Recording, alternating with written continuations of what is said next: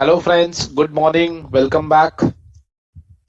So in the last session we have talked about Ind AS 27 guys. So as we used to do in the earlier session, let's devote 5 minutes what we have discussed in Ind AS 27, and then we will discuss one more topic, reorganization, right, which we have left in the last session, and then we will continue with Ind AS 28, which deals with investment in associates and joint venture, right? So guys, let's devote 2 to 5 minutes what we have discussed in the last session on Ind AS 27 guys, right? So Ind AS 27 first of all deals with separate financial statement guys, right? Separate financial statement. So what we have read in the previous session on the financial statement, we said there are three types of financial statement. One is the consolidated financial statement, second one is the separate financial statement, and third one is the interim financial statement. What is consolidated financial statement? Consolidated financial statement is nothing but a group financial statement which has been represented as a single economic unit. It consists of group balance sheet, group assets, group liabilities, group revenue, group expenses, group cash flows, right? And it is represented as a single economic entity. Then it is a case of consolidated financial statement guys, in which standalone financial statement of the holding company, standalone financial statement of the subsidiary company, equity accounting of the associates, equity accounting of joint venture needs to be considered. Then the financial statement or the output which we will get, that becomes a consolidated financial statement, right? Then we have talked about separate financial statement. What is separate financial statement? Separate financial statement is nothing but a standalone financial statement of the parent who is having either a subsidiary or JV or associate. That means if an investor does not have either a subsidiary, JV or associate, then it will not be considered as separate financial statement, right? This is only a theoretical difference, but there is no practical difference in terms of using the word standalone and separate financial statement, right? Okay, then we have talked about interim financial statement. What is interim financial statement? It is a financial statement where the period is less than 12 months. That becomes a interim financial statement. Then we have talked about the accounting of investment in the associate, subsidiary and joint venture. What we have said, what is the accounting? The company has an option, the investor has an option either to recognize at cost or fair value as per Ind AS 109. What is cost? Cost means purchase price, directly attributable cost, which becomes the total cost here, right? What is directly attributable cost? We discussed in the last session: brokerage, stamp duty, transaction cost, commission, which we are paying because of entering into the transaction. What is transaction cost? The transaction cost is a cost which would have not been incurred if the transaction has not been incurred. If the transaction has not been entered, such cost would not be incurred. In simple sense, अगर transaction नहीं enter करेंगे तो वो cost भी incur नहीं होगी. That cost becomes a transaction cost. The same concept which we have read in Ind AS 109. Then the second option is fair value as per 109, right? Within the fair value, what does it mean? We have read in Ind AS 109, right? Either recognize at fair value through OCI or fair value through P&L. When we will recognize fair value through P&L? When the investment is held for sale, right? If the investment is not held for sale, then we have an irrevocable option which needs to be applicable only in case of FET OCI. Then we have an option either to recognize such investment at FET OCI or FETPL route. This is an irrevocable option. That means once the option has been taken, the company does not have the option to go back and change that option, guys, right? Then we have talked about acquisition related cost, which is an interplay between Ind AS 27 versus Ind AS 103. We have read in Ind AS 103, which is a business combination, that all the transaction cost needs to be charged to P&L, right? It is a console concept. That means in the CFS, this cost needs to be charged to P&L, right? But in the standalone, this cost will get capitalized in the value of investments, correct? Then we have talked about if there is a debenture, preference shares, bonds, then how to account for this thing, right? What we have said, if it is in the nature of equity, then the cost option under Ind AS 27 is available. But if it is not an equity as per Ind AS 32, then the cost option under Ind AS 27 is not available. Then it will be recognized as a liability. And on liability, we never recognize dividend. We always recognize interest expense. Correct? Then we have talked about investment company. Right? What is an investment company? Who collect the funds from the lots of people, right? Invest for the purpose of capital appreciation, review the investment, review its portfolio on the basis of their fair value, right? So the guidance is given that we are not supposed to apply equity method. In that case, we just need to do fair value through P&L, right? The exemption has been given for the investment companies, no equity method, since they are investing for the purpose of capital appreciation. They are monitoring their investment or portfolio at fair value, so they should recognize that investment at fair value through P&L only, and no equity account in that case. Okay, Mona Karala has joined, and Mona Karala is saying good morning. Good morning, Mona Karala.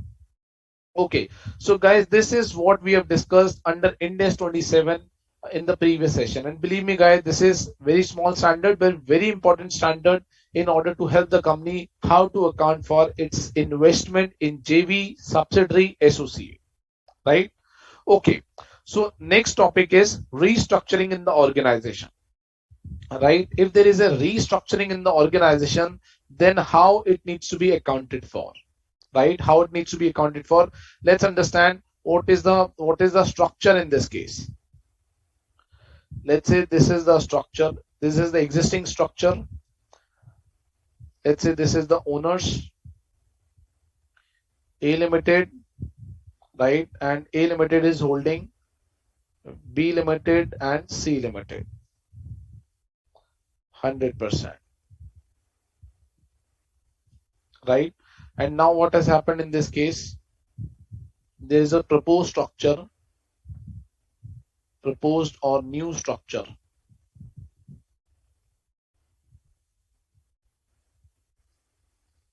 What is the new structure? Owners, and they have introduced a new company. They have introduced a new company above A. This is A Limited, this is B Limited, and this is C Limited. 100%, 100%, 100%, and this is also 100%, right? So this is the existing structure, guys. This is the existing structure, and this is the proposed structure or the new structure. What has happened? This new company has been opened here, right? It may be because of the XYZ reason. Company is reevaluating, restructuring their internal business, right? So the company has done like this to have a more control and more restructuring kind of thing. That's why this restructuring has happened, right? So what we need to understand, so since this new company was not there in the previous structure, now this new company has come up into this structure, right? So at what value this new company should recognize in its financial statement as a part of investment in subsidiary, right? A Limited becomes a subsidiary of a new company, right? So the question here is, at what value this new company should recognize in its books of account as a part of the investment, right? So let's understand, guys. So first of all, when the restructuring will happen, or what are the conditions?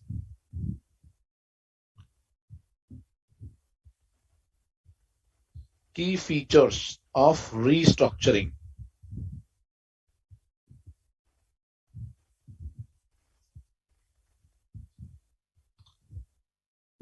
Right, first, new parent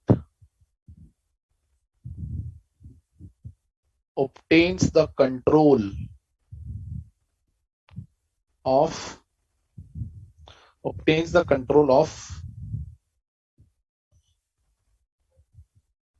original parent, right, by issuing equity shares, right? Who is the new parent? This is new parent.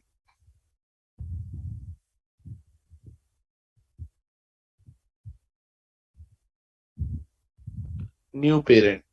And this is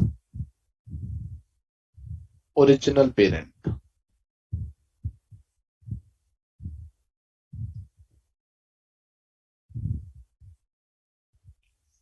Correct? By issuing the equity shares. Second will be asset and liabilities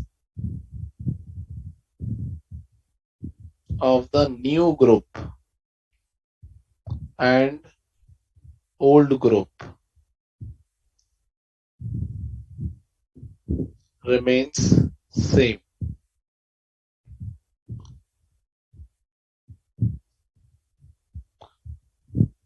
Third is owners of original parent.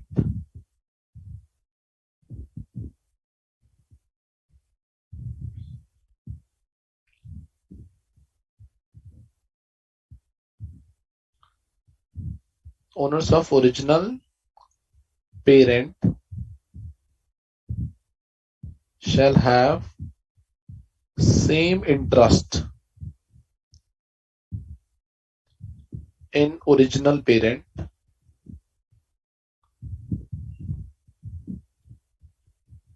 both before and after reorganization.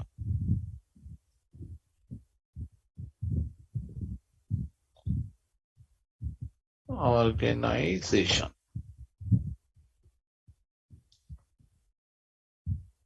Right? New parent obtains the control. New parent obtains the control of the original parent by issuing the equity shares. Okay, Tanushri has raised a point. Can you, sir, provide a clear definition of control? Okay. Control. The word control, first of all, has not been defined under Ind AS 27. Right? Control is defined under Ind AS 110. Right? Where we need to evaluate power, where we need to evaluate uh, power and the and what should I say? Power and the and how and the power to apply those scenarios into the practical aspect, right? I will clarify what do you mean by the control, right? What are the key rights due to which the company can obtain a control? We will discuss that, right? But the control has been defined in Ind AS 110. If a company is having more than 50%, right, it may or may not have a control, right? In case of subsidiary, holding company must have a control, right? Okay. Assets and liabilities of the new and the old group remains the same. Owners of the original parent shall have the same interest in the original parent, both and before after the organization. But what should be the accounting? What should be the accounting in this case?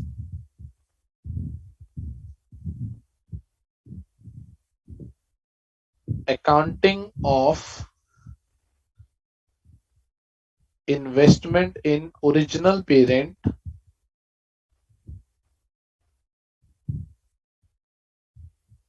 in the books of new parent,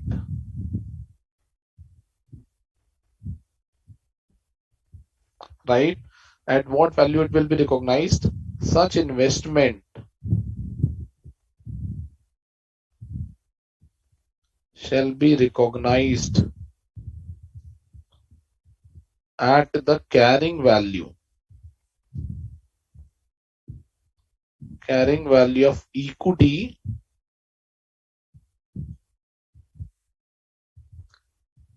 in the books of new parent,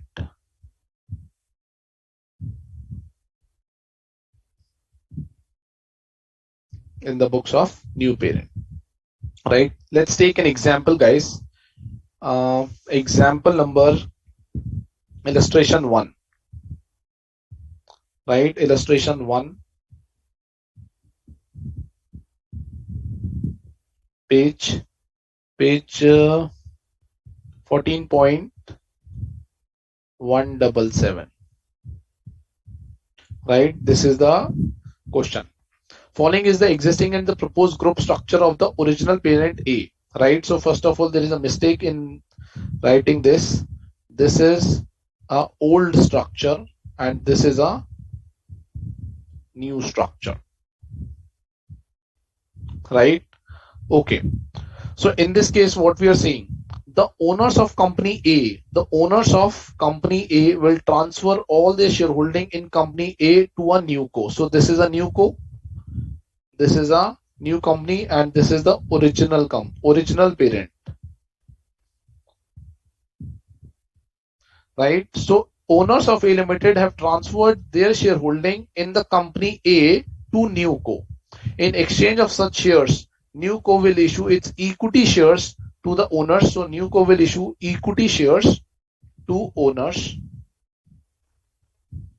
right? New co will issue the shares to the owners in the same ratio of their existing holding in company A. That means the percentage remain the same both and after, so that they have the absolute and the relative interest in the net asset of the group, right? So the new co is issuing the equity shares in such a manner so that the percentage of this 100% remain the same both before and after. The assets and liabilities of the group immediately before and after of the proposed restructuring will also be the same. The cost of the investment in company A in the books of owner is 10 lakh rupees. So the cost of investment in company A is 10 lakh rupees, right? So the investment value in company A is 10 lakh rupees. The total equity of company A, that means equity share capital plus other equity which is reserve and surplus as per the separate financial statement on the date of proposed restructuring, is 15 lakh rupees, right? So what is equity? What is total equity? Is 15 lakh rupees, right? So if I draw this balance sheet, so A Limited, what we are saying, equity plus reserve and surplus is 15 lakh, right? And the cost of investment in company A in the books of owners is 10 lakh rupees, right? So owners की books में जो value आ रही थी, that is 10 lakh rupees, but equity and reserve and surplus in the books of original parent, this is original parent, this is coming as 15 lakh rupees, right? So at what value? What is the question here? Question is saying after the proposed restructuring, new company wants to record its investment company A at cost, determine how it should be measured. So what we have read, we said the investment shall be recognized at the carrying value of equity in the books of new parent, right? So how should recognize? So new parent. So at what value we should recognize? We should recognize investment at 15 lakh rupees in A Limited, right? This is what the meaning of restructuring. This is how the accounting needs to be done, right? Let's see the answer. First of all, they are saying in the current case, new company should measure the cost of investment at the carrying amount of the shares of the equity shown in the separate financial statement of the company A on the date, right? These are three conditions, and this is the answer. The new company will measure the cost of investment company A at 15 lakh rupees. Correct? At 15 lakh rupees. Okay guys, so this is how we have completed Ind AS 27, and one question has been raised by Tanushri. Sir, what is the clear definition of control? Right?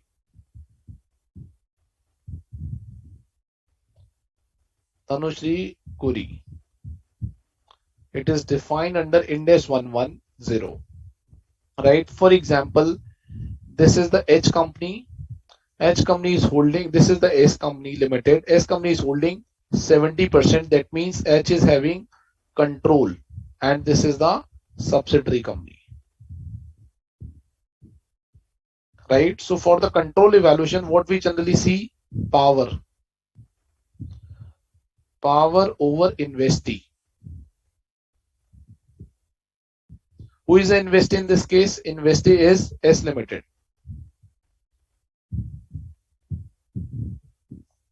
right?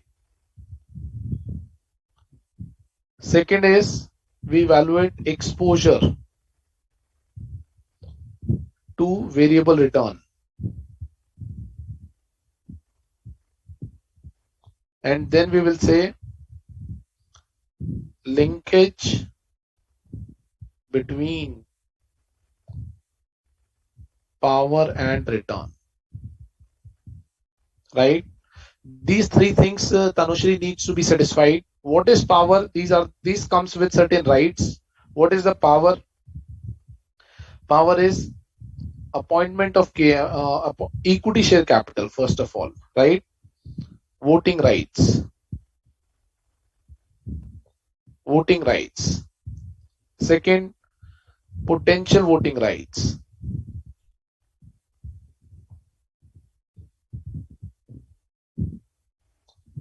Third, appointment of KMP. Appointment or removal rights of KMP. Removal rights of KMP. Deciding remuneration of KMP.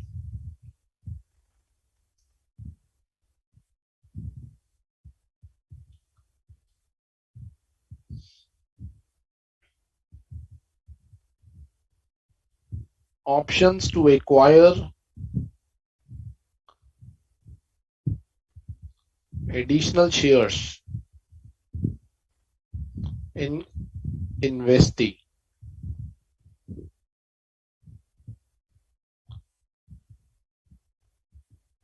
Majority of board of directors, right? What is exposure to the variable return? Dividend, profit, remuneration, and then we are saying linkage. That means we need to link by, this is the power, these are the different rights by which the company is having a power. For example, voting rights, potential voting rights, appointments of KMP, remuneration of KMP, options to acquire additional shares, majority of board of directors. And what is the benefit which the holding company will get? In the form of dividend, in the form of profits, in the form of remuneration. And what is linkage? By using this power, they can change the return which they can expect from the subsidiary company. If those conditions are there, if those rights are there, then we will say the holding company, the one company is having a control on another company. This is the definition of control, right? There are further additional guidance which is available under Ind AS 110, which you will learn only under Ind AS 110 because it is a detailed standard. Correct? It is a detailed standard.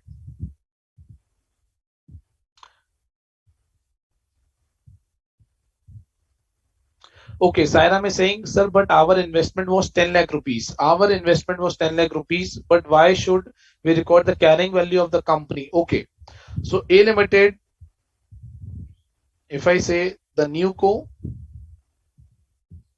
is having A Limited, right? Equity share capital or reserve and surplus, which is coming as 15 lakh rupees, right? And if the new company will draw its balance sheet, this investment, right, needs to be reflected only through the equity share capital. When the new co or when the new company will prepare its consolidated financial statement, right? Consolidated financial statement of new co, investments and equity will be eliminated.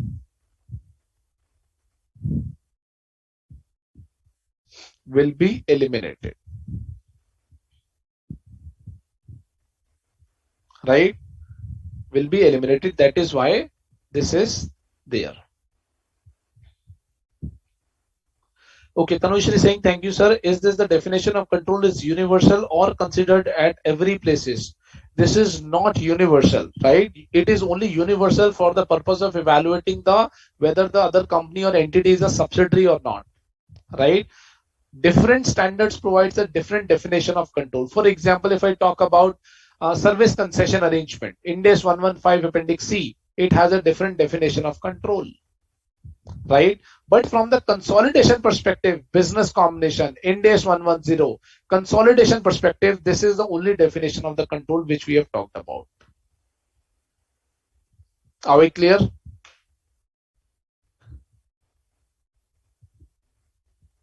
Okay, guys, let's quickly move to Ind AS 28 because we have to do lots of things. We need to read a lot in Ind AS 28.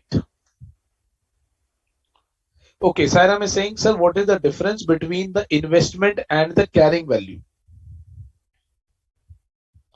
Investment and the carrying value.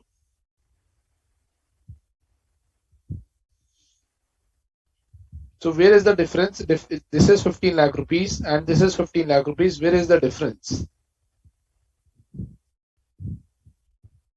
So that difference will not arise in the books of the parent. Okay, I think you are talking about, I got it. So you are saying owners, new co and A Limited, right? So now if the owners balance sheet, right? They are having an investment of 10 lakh rupees. New co is having an investment in A Limited 15 lakh rupees and A Limited balance sheet. This is new co balance sheet,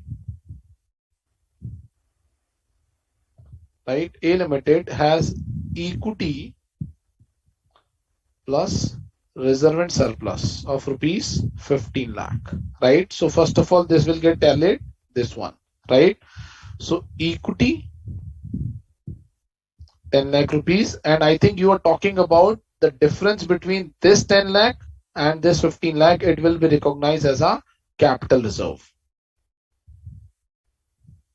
right? This balance sheet get tally, this balance sheet will get tally when the assets will come. I believe this is the answer which you are looking for, Sairam.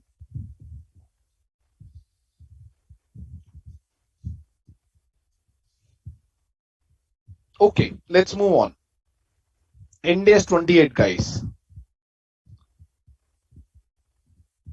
Ind AS 28, which is investment in associates and joint venture, right? Investment in associates and joint venture. Correct, guys? First of all, what is an associate? Who is an associate here?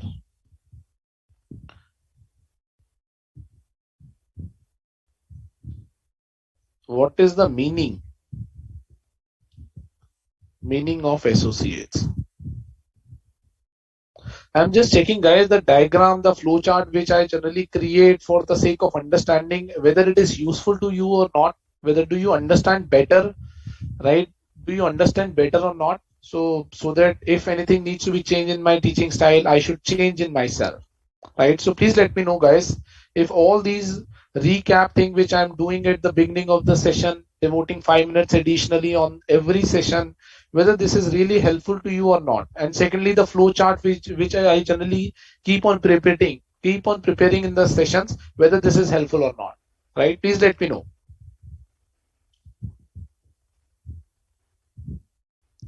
Okay, Sairam is saying, yes, sir, clear in the owner's balance sheet. Nothing will change. Only the changes happen in the new co. Absolutely, right? It is only an internal reorganization. Nothing is happening here. Okay.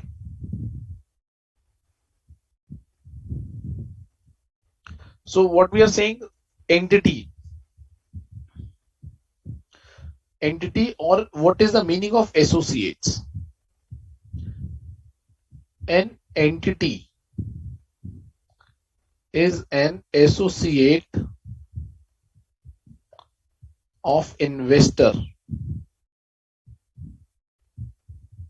An entity is an associate of the investor when the investor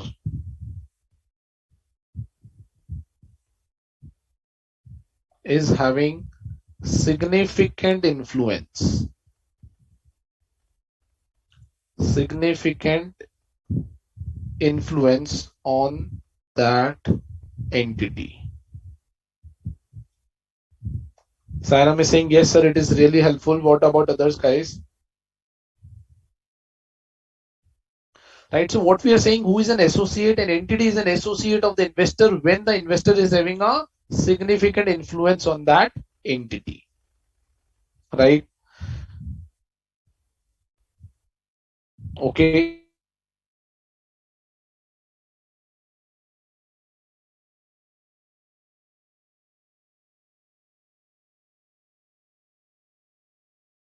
Thank you so much. Okay.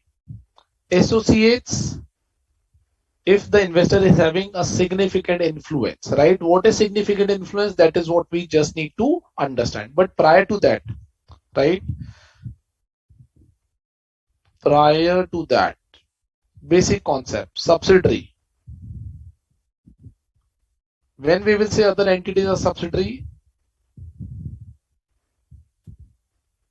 assessment, control exists, right? Associates, right? Where it is defined, associates, guidance, significant influence. Significant influence. And third one is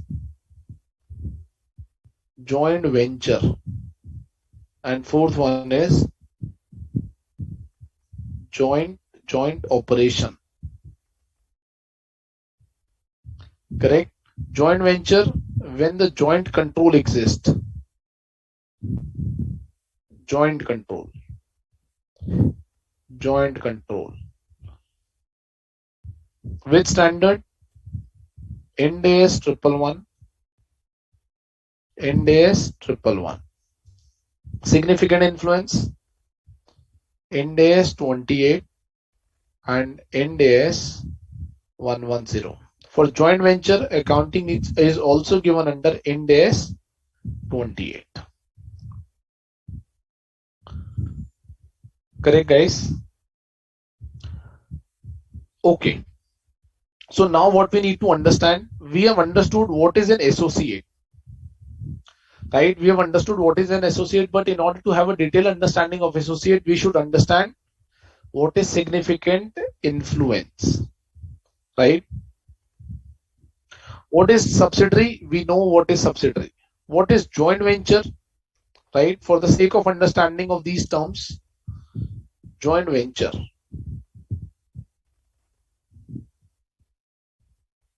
Joint venture. Let's say there is A Limited and this is B Limited.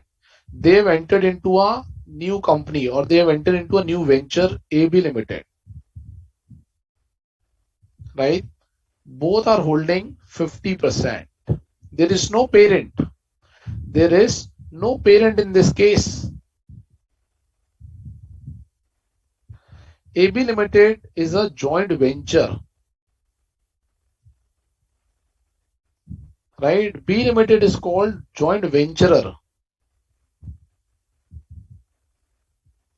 A Limited is called joint venturer. Correct? This is the structure of joint venture where a new legal entity is set up. New legal entity has set up. Guidance is given under which standard? Ind AS 111. Correct. What is joint operation then?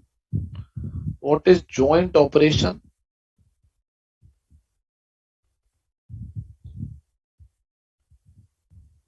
It is again, the guidance is given under Ind AS 111. For example, let's say this is a Rinbaxi. This is Rinbaxi and this is Sun Pharma.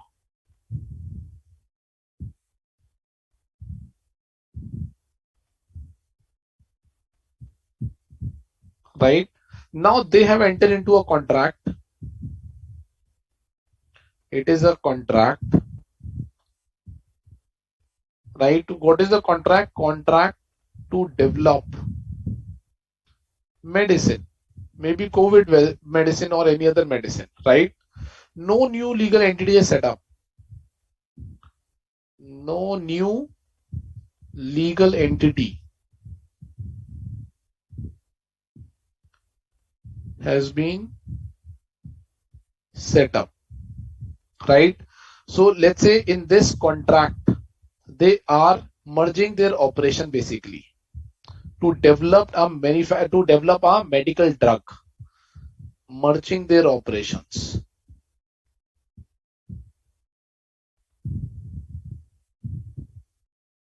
Right? This is a case of joint operation and the accounting is governed under Ind AS 111. And the previous example, this is a case of joint venture where a new legal entity has been set up, guys. Right? So what is the structure of associate? Structure of associate is, let's say this is A Limited. A Limited is holding in B Limited around 25%. Generally, this is a case, right? 20% to 50%, right? If the one company is holding 20% or more, but up to 50%, then it is assumed or it is presumed that the one entity is having a significant influence on the other entity. Right? So this is the structure of associate. This is the structure of joint venture. This is the structure of joint operation. And in the respective standard, they provide the guidance how to account for these standards, these accounting. I hope these charts will provide detailed understanding who is an associate, who is a joint venture, who is a joint venturer, and what is a joint operation, guys. Right? Now let's move forward and understand significant influence. Right? Significant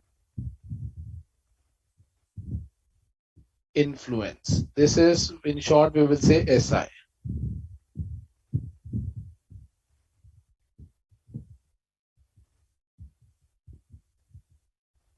Significant influence exists when one party or when one entity has a power to participate in operating and financial decision making of the company.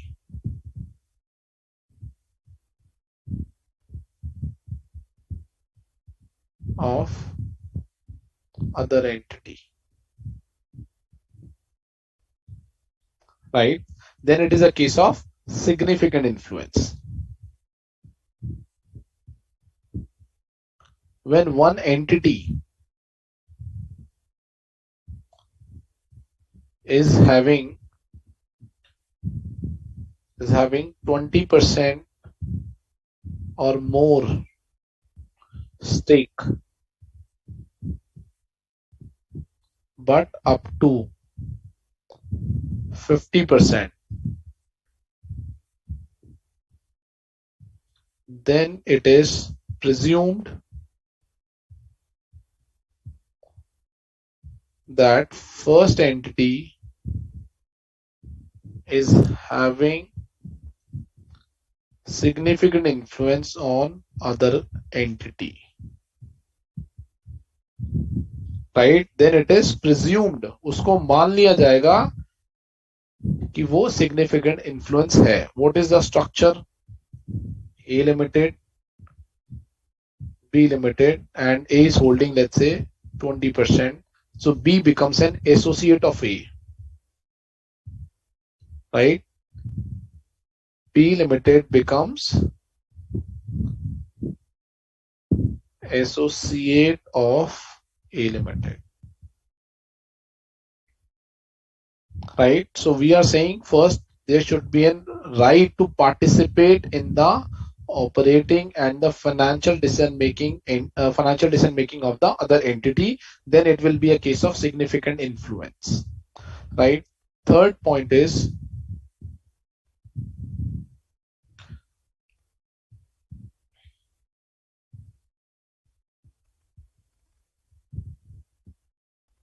when one entity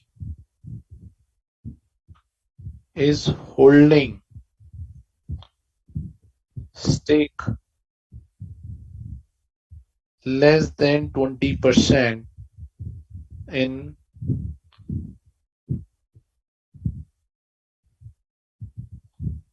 other company, then it is presumed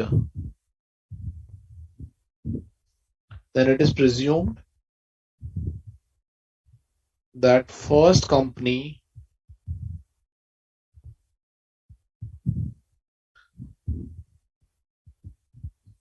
does not have significant influence on another company.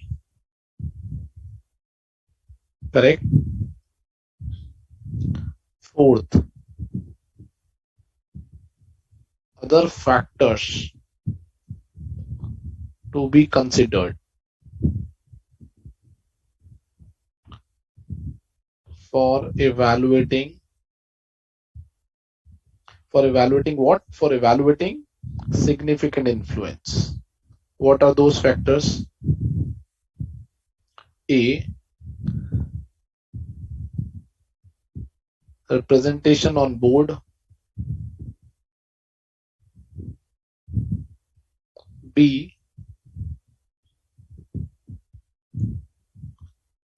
material transaction with other entity, right? C, providing technical know-how.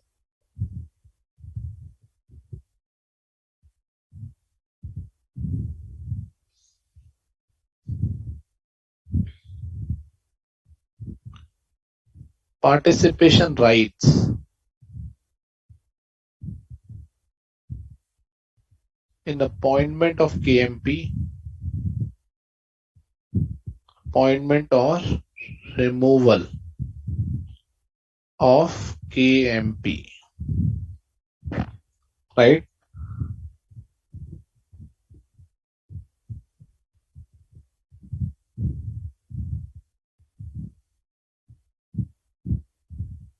Decision rights, or I would say decision making rights,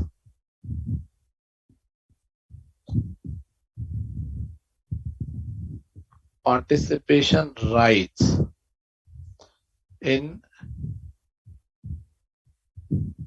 research and development activities.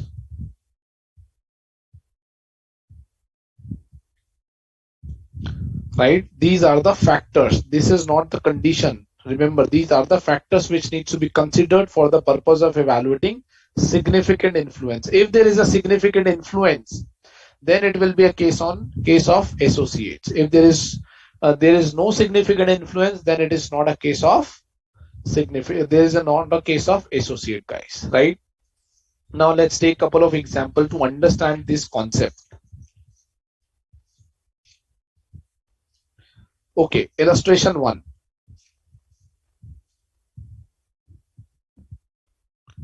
Illustration 1, page number 14.144.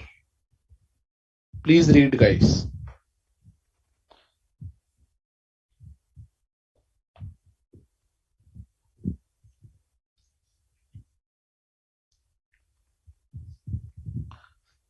Okay, Saram is saying, sir, please show the previous note.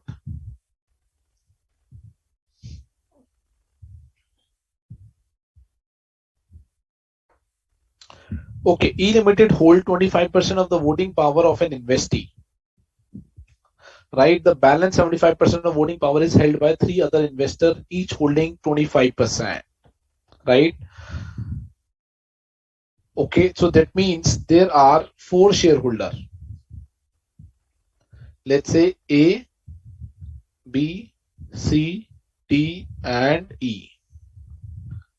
Right, E holds 25% of voting power of an investee.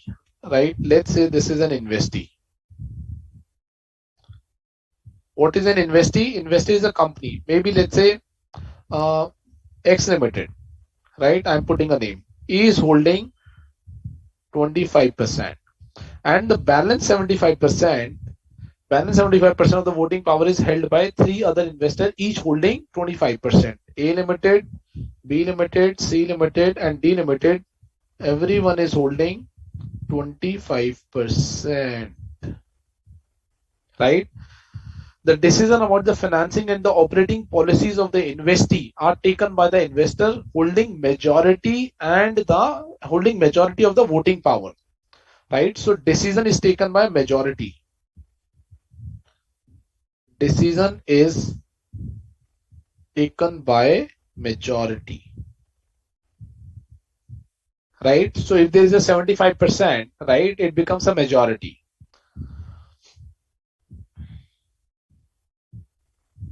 So there are only A, B, C, and E. Right? Okay, the decision about the financing and operating decision making are taken by the majority. Since the other three investors together hold majority voting power, they generally take the decision without taking the consent of E Limited. So what they are saying, they are generally operating together. Right? They are operating together.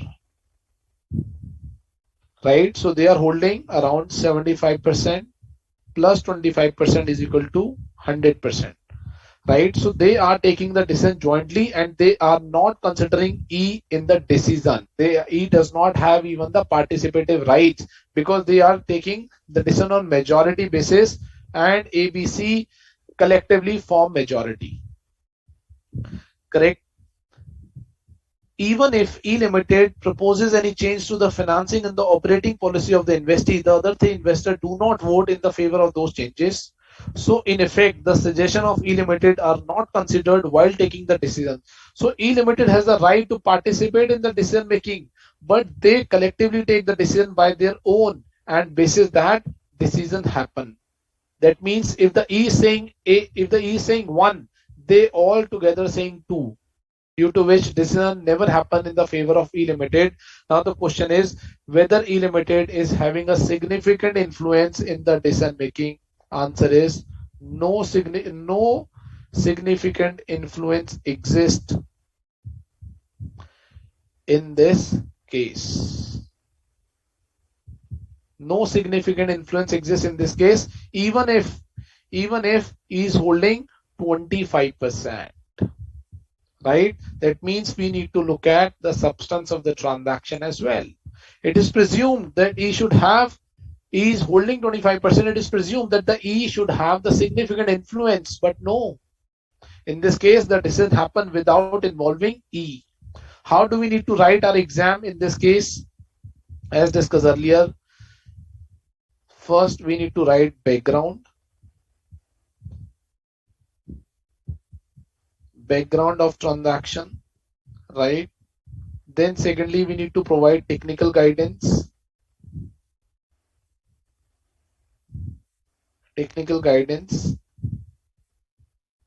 your analysis, right, and conclusion. This is the format to write in exam, right? Prepare flowchart to the extent possible to make your answer different from others.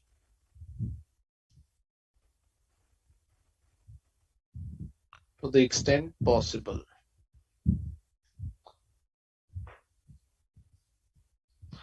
right? Sairam is saying, can you elaborate the question again? So Sairam, very clearly, there are four investors in the company. E is holding 25 and others are holding 25, right? Question is saying that they are operating together, right? They are taking decision together. They does not even involve E in the decision. So whatever E says, they will take a different decision. Whatever ABC says, they will take their own decision. So E has a right to participate, but still his decision, his views is not acceptable by the ABC. So whether he is having any significant influence in the decision making process of the company, no, he is not making any influence. So in this case, there is no significant influence exist in this case, right? Okay, let's take one more example. Illustration 2. I hope this is clear, guys. Page 14.144. Representation on the board. Cuckoo Limited holds 12%. So there is a company called Cuckoo Limited. Cuckoo Limited holds 12% voting rights in Boohoo Limited. Right? Boohoo Limited board comprise of 8 members. Right? Boohoo Limited comprise of 8 members.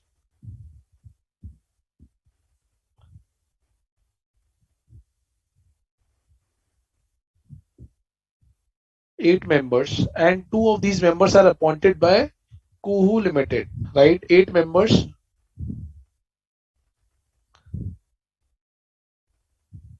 So 2 members, members means here the directors, right? And these 2 members are appointed by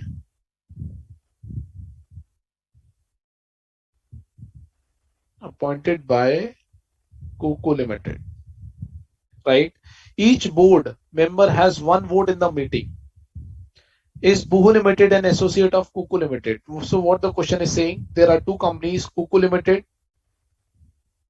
and Boohoo Limited, right? Kuku Limited is holding 12% interest in the Boohoo Limited, less than 20%, right? So it is presumed that Kuku Limited is not having a significant influence, but we need to evaluate other factors as well, right? Boohoo Limited has 8 directors or 8 members, out of which 2 are appointed by Kuku Limited and 6 are appointed by different investors, right? So they are having 2 votes and they are having 6 votes, right? It may possible that balance 88% are held by different investors. Investor 1, investor 2, investor 3, investor 4, etc. Right? So since they are having a representation on the boards and each member is holding 1 vote. Each member is holding 1 vote, whether it is a case of significant influence or not, guys. Just evaluate. Let me know.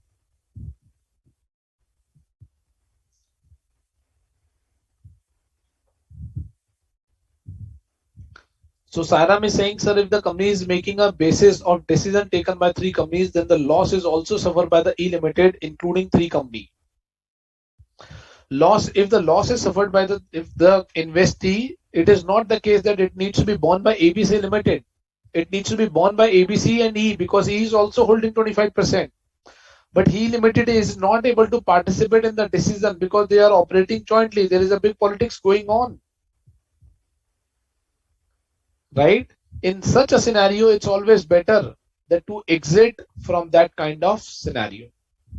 Right? It's better for E in this example to exit from this scenario because if there is a losses, E has to bear. If there is a profit, E will earn that profit.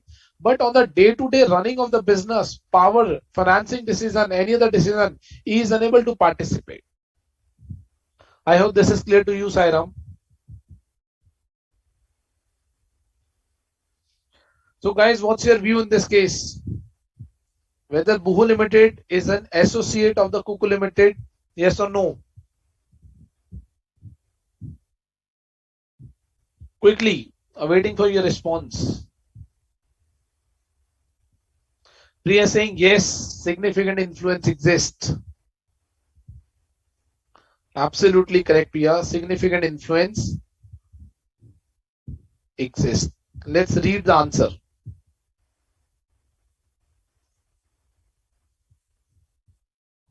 This is question illustration number 2. Okay. Boohoo Limited is an associate of the Cuckoo Limited as the significant influence is demonstrated by the presence of directors on the board and their relative voting at the meeting. It is presumed that the entity has a significant influence where it holds 20% or more of the voting power of the investee, but it is not necessary to have 20% representation on the board. One board member may represent a significant influence even if that board member has less than 20% of the voting power. But for significant influence to exist, it would be necessary to show, based on the specific facts and circumstances, that in this case, significant influence would not be presumed. Right? So what we are saying, Boohoo Limited is an associate of Cuckoo Limited because the representation of the board of directors, representation of director or member on the board. Are we clear, guys? Are we clear, guys? Only 20%, 10%, 50% does not matter. We need to evaluate the facts and circumstances of the company. Okay, let's take another example. Illustration number 3. Can you guys quickly read illustration number 3?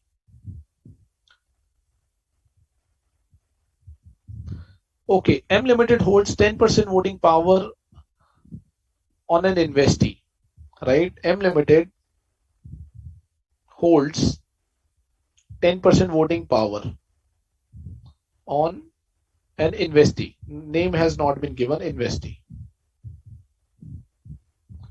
How many? 10%. Right? The balance 90% of the voting power is held by 9 other investors, each holding 10%. Right? So there are 9 investors, each holding investor 1, 2, 3, 4, 5, 6, 7, 8, and 9. Everybody is holding 10% each. Right? They are holding 10% each. Okay. The decision about the relevant activities, except the decision about taking borrowing of the investee, are taken by the members majority of the voting power. Right? So relevant activities. Decision about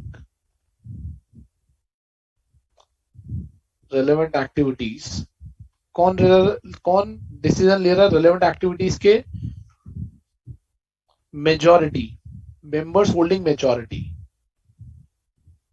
Members holding majority. Right? Except borrowing decision. Except borrowing decisions. The decision about taking the borrowing are required to be taken by the unanimous consent of all the investors. So this is point number 1 which is given. Decision related to borrowings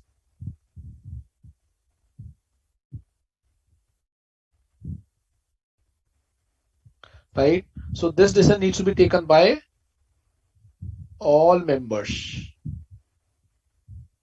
right? Unanimously. Right? What is unanimously? That means with the consent of all the members. With the consent of all members.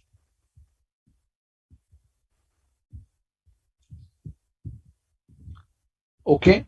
Further, the decision about taking the borrowing are not the decision that most significantly affect the return of the investee, right? So they are saying this is the decision, but it is not a case which significantly affect the return, right? Return means profit, return means dividend, return means remuneration.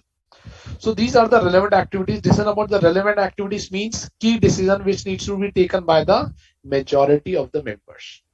Right? Decision related to the borrowing, this needs to be taken by all the members unanimously. That means one, unless and until all agree, the decision has not been taken. Now the question is whether the M Limited whether M Limited has a significant influence over the investee, guys.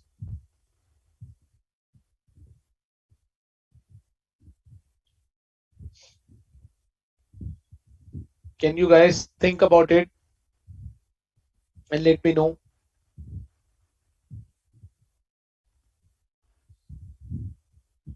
Sanam is saying yes, the significant influence exists.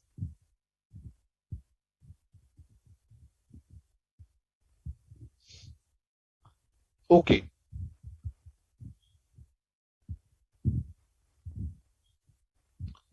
Significant influence exists, right? Why significant influence exists? First of all, it the relevant activities decision needs to be taken by majority, right? Who is having the majority shareholder? No one is having the majority shareholder, right? M Limited is holding 10% and all the other shareholders are holding 10% only, right? So there is no majority first of all, right? If the majority needs to happen, that means around 50 plus or six investor needs to come together and then they will say it is a majority, right? That means voting needs to be done, right? Voting needs to be done. Every member, every investor has the voting power here. Maybe a one vote, maybe a two vote each, right? So that means M has a right to participate in the decision making activity of the company.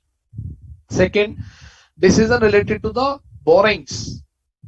Decision related to the borrowings. M is involved because it is saying all the members, right? So why the significant influence exists? First,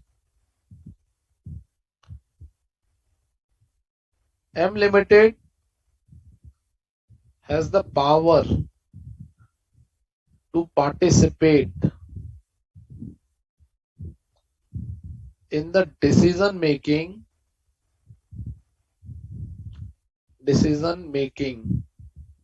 activities of investee, right? Second, M also has the right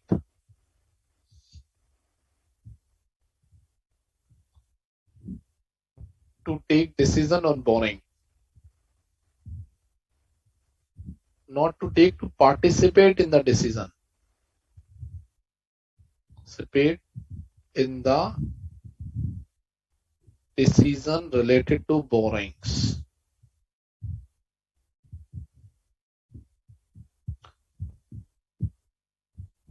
Related to borrowings. So significant interest exists in this transaction. Let's take one more example, guys. Illustration number 4. Page. I hope you have understood the concept of how to evaluate a significant influence. 14.145.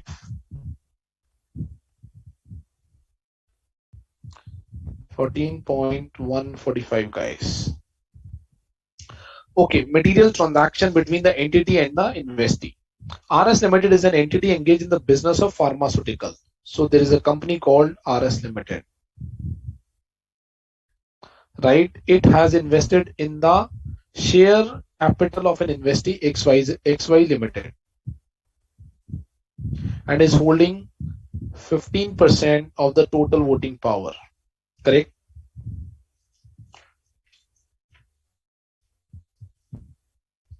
XY Limited is engaged in the business of producing the packing material for pharmaceutical. XYZ Limited. So this company is engaged in the business of pharma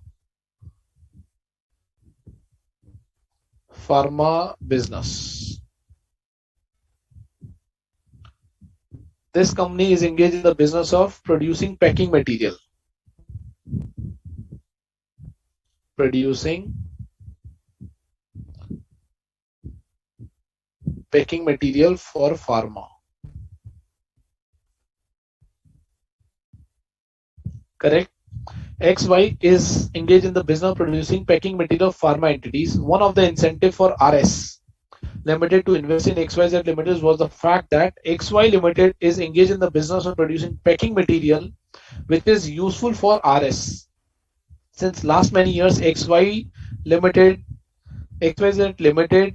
almost 90% of the output is procured by RS Limited. So RS Limited is purchasing, right? XY Limited is selling its product around 90% to RS Limited over many years.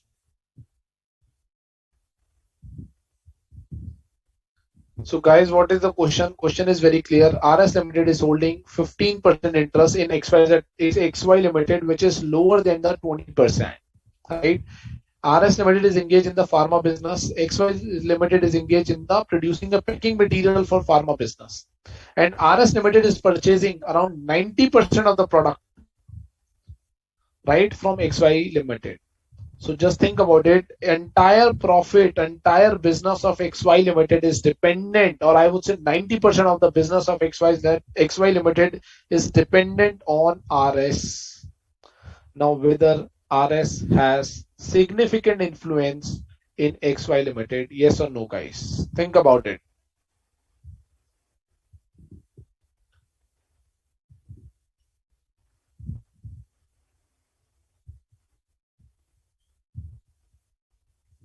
Think about it, guys. Whether RS Limited is having a significant influence on XY Limited. Quickly.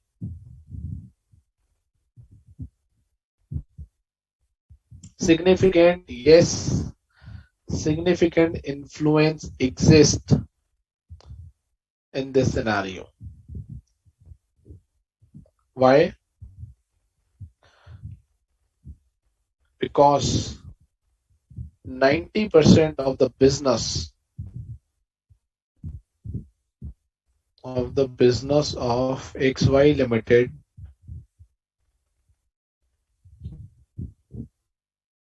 is dependent on RS Limited, right?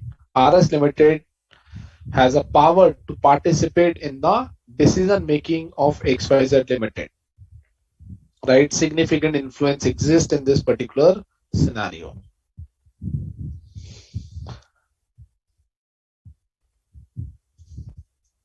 Are we clear, guys?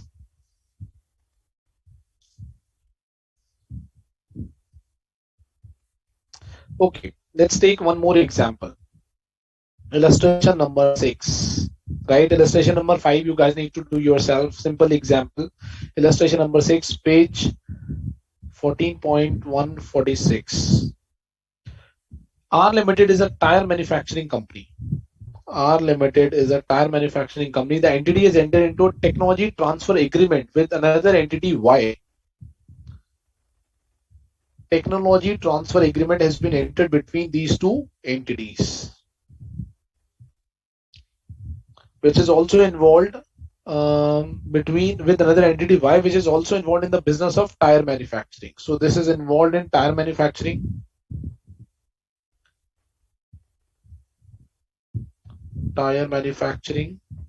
And this company is also involved in tire manufacturing.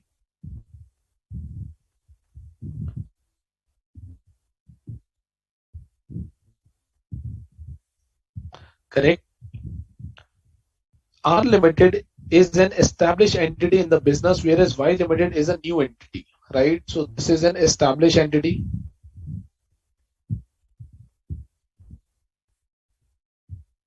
And this is a new entity.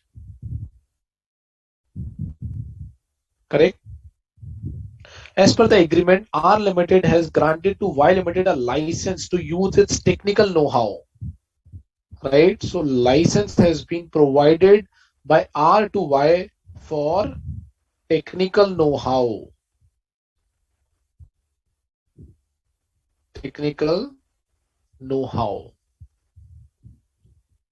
Right, which are related to the process for the manufacture of tires. Y Limited is dependent on the technical information and know-how. So in this case, Y Limited is dependent on R Limited, right? Because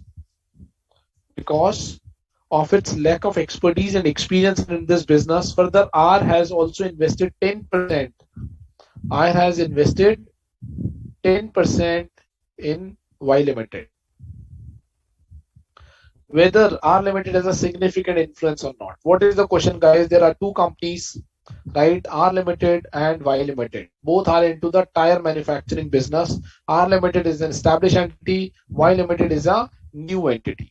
So they have entered into a contract. What is the contract? Contract that R will provide license for the technical know-how to Y Limited. Y Limited is dependent on that information on the R Limited, and R Limited is holding 10% on Y Limited. Now tell me, guys, in this case, R Limited is holding less than 20%. Whether R Limited is having a significant influence on this transaction on Y Limited or not. Whether R Limited is having a significant influence on Y Limited or not. Think about it.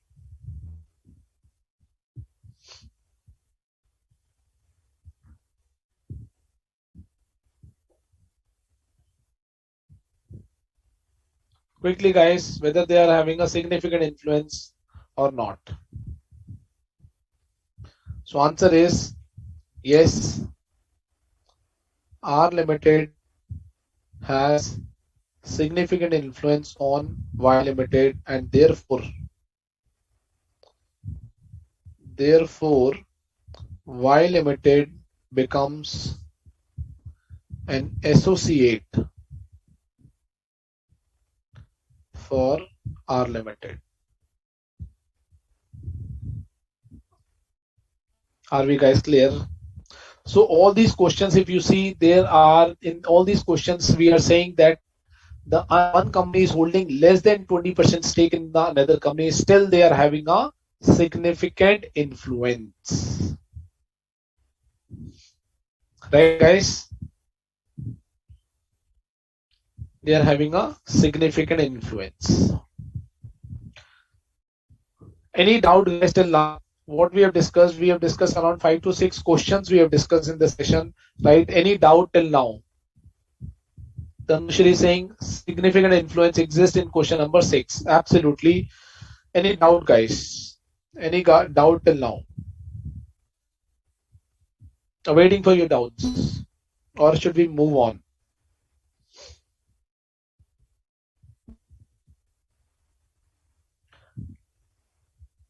Let me know, guys, if there is any doubt.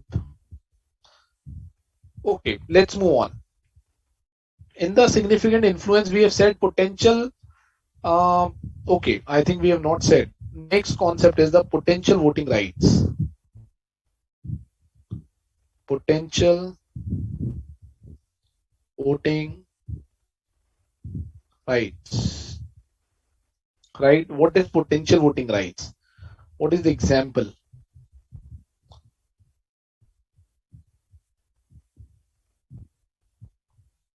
Convertible debenture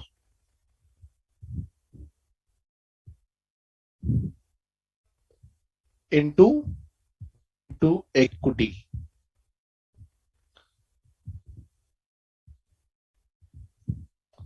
Convertible preference shares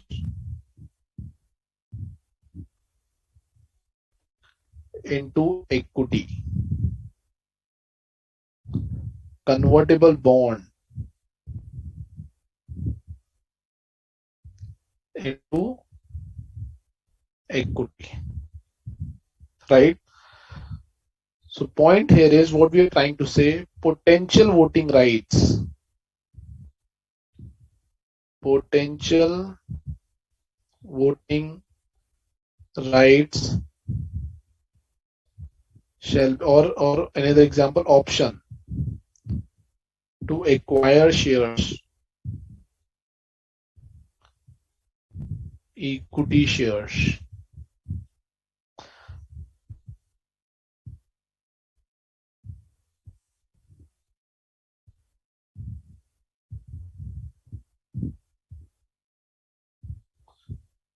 Potential voting rights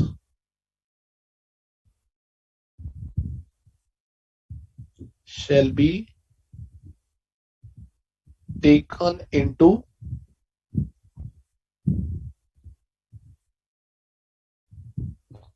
consideration for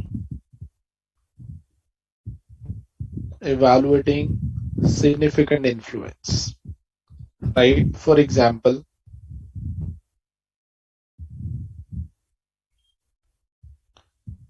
A, B, C, right? This is ABC Limited.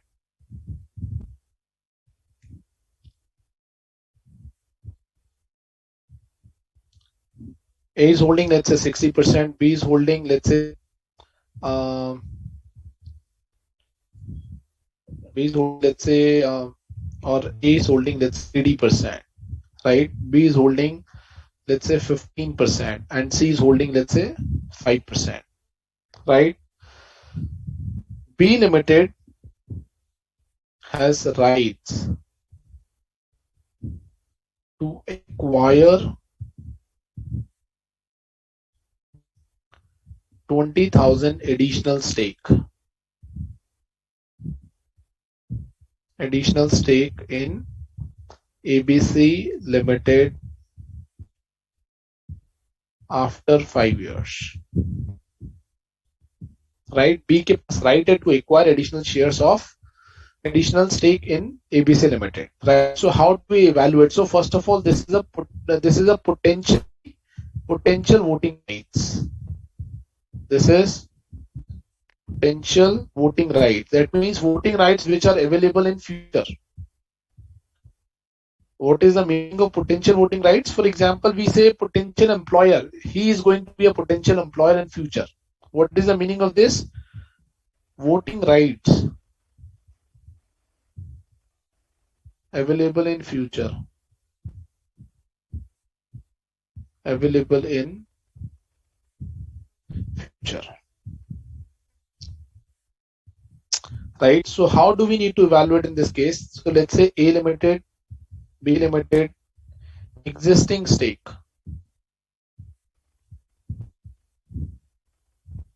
Right. Let's say 80,000, 50,000, and 5,000. This is 1 lakh. Right.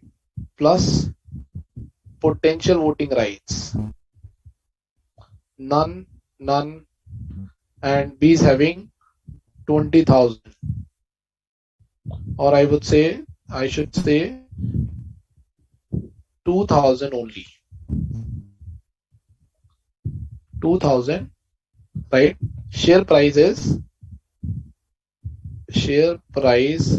is 10 rupees per share, right? So this is INR number. This is INR. So my revised number is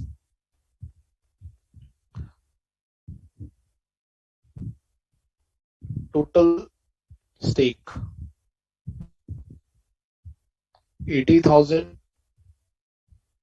35,000, and 5,000, and this reaches to 1,20,000. If I compute the percentage, 80,000 divided by 1,20,000 percentage, 67%. 35,000 divided by 1,20,000, 29%. 29 plus 67 minus 100, this comes out to be 4%. Now the question is, evaluate B is having significant influence on ABC Limited, yes or no, guys? Now just looking at this scenario, right, there is no further guidance is given in the facts. So should we consider, since B is holding 920 more than 20% in ABC Limited, then we will say B Limited is having significant influence on ABC Limited. This is how the potential voting rights of future needs to be considered for the purpose of evaluation of significant influence. Right? Are we clear? Initially, they are holding 15%, right? So ideally, there is no significant influence, but we need to consider additional stake in the option which is given to B Limited. Are we clear, guys?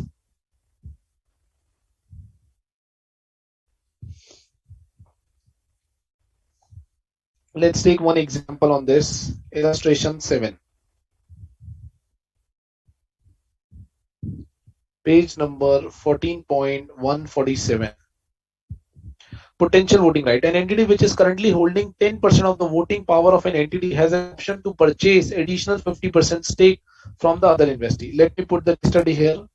Limited, B Limited, or I would say other investee. Other investors. Correct. This is, let's say, Y Limited. An entity is holding 10% of the voting power of an entity has an option to purchase additional 15%. Option to purchase additional 15%. This is currently 90%.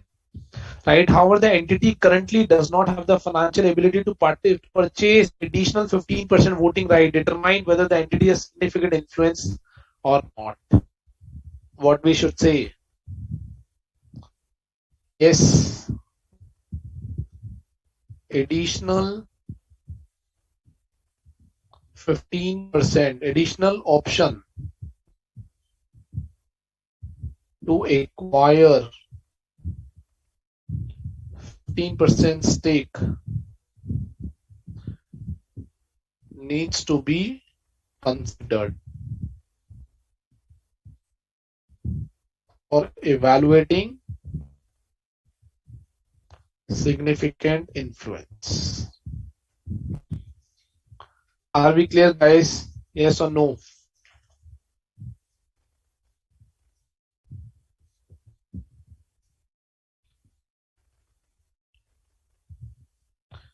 Quickly, guys, yes or no?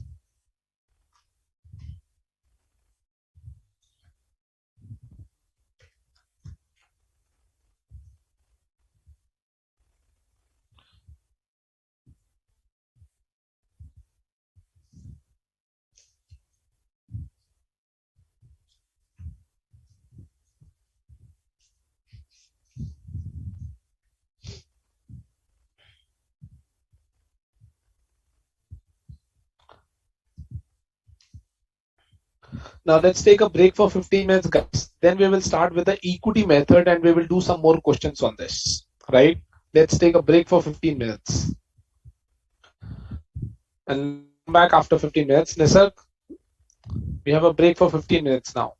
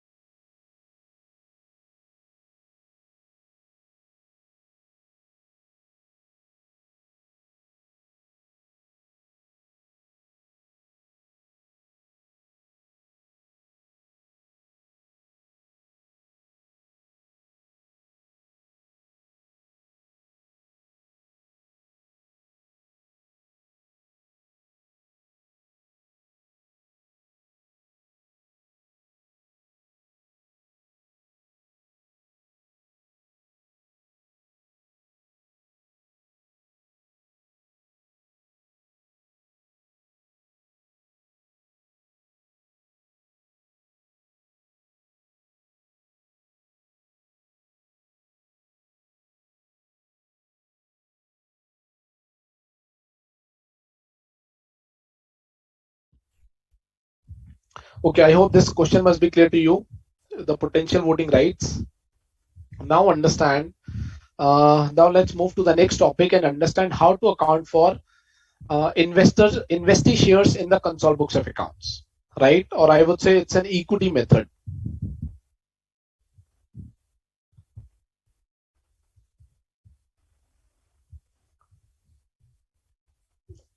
Equity method,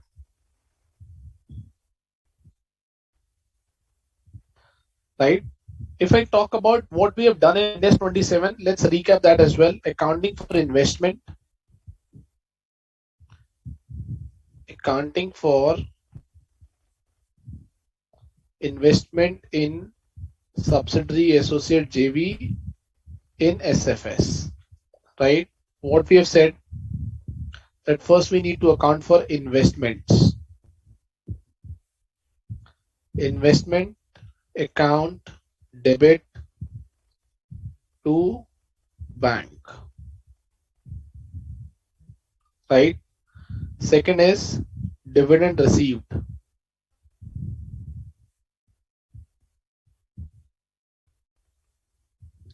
This is an accounting under separate financial statement. Dividend received is bank account debit to P&L income, dividend income, right? This is what we have discussed in the previous session. Correct. So now if I need to do the accounting of investor share in the consol, accounting in consolidated financial statements, right? Accounting for the consolidated financial statement. So this investment, first of all, this will continue in the consol, right? Because it is coming in the separate financial statement. So what else we need to continue? So what else we need to pass in the consol books, right? Or I should mention continue in CFS, right? And first accounting entry in case of profit. In case of profit of P&L and OCI of associates, right? What will be the accounting entry? Investment account debit to share of profit of associates,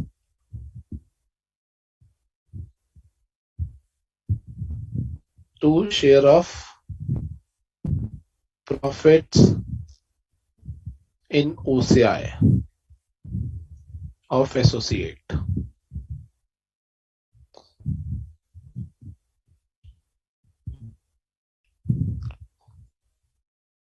This will be the accounting in case of profits. But if there is a loss, then what will happen? In case of loss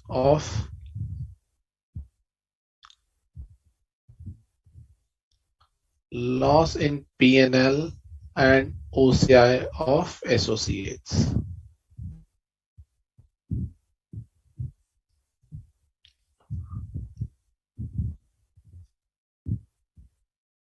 And first of all, also, okay, this will be investment, or this will be share of losses in P&L. Share of losses in P&L and share of losses in OCI, debit to investment,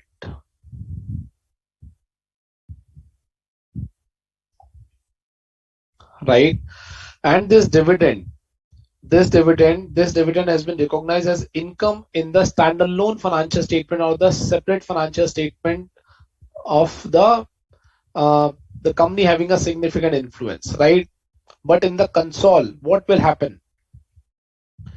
This results into a dividend adjustment,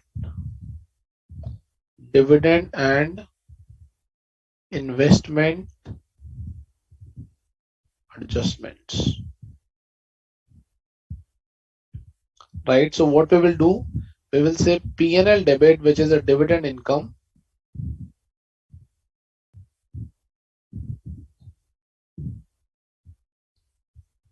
account debit to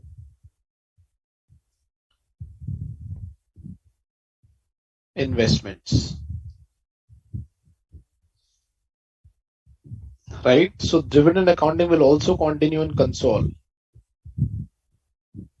continue in CFS. That means because we are preparing consoles, by which method? We are taking the entire separate financial statement of the holding company, then we need to take the equity accounting, which is the console accounting. So this will be the accounting, guys. So this will be the standalone or the separate financial statement accounting, and this will be the console financial statement accounting. That first of all we need to add share of profits. We need to add share of profits of associates. We need to add share of profits in OCI of associates. In case of losses, we need to debit the losses and credit the investment, and dividend will get eliminated through the investment. That means the investment, if A Limited has made an investment, for example, A Limited has made an investment in B Limited, right? Let's say 1 lakh rupees investment, and B is repaying, pay dividend of rupees 10,000. So that means we are saying investment is 1 lakh rupees, dividend received is 10,000. That means we have received my investment. So what is my net investment? This will be my net investment, right? So how to present investment in the CFS? How to present investment in associates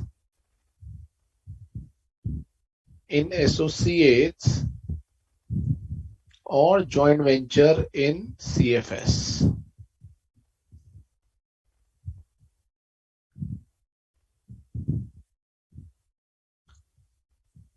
Investment in associates or joint venture, right? Plus share of profits in P&L of associates or JV, plus share of profits in OCI of associates or JV, minus share of losses in P&L of associate or JV, minus share of losses in OCI of associate and JV. And what else? We need to minus dividend received.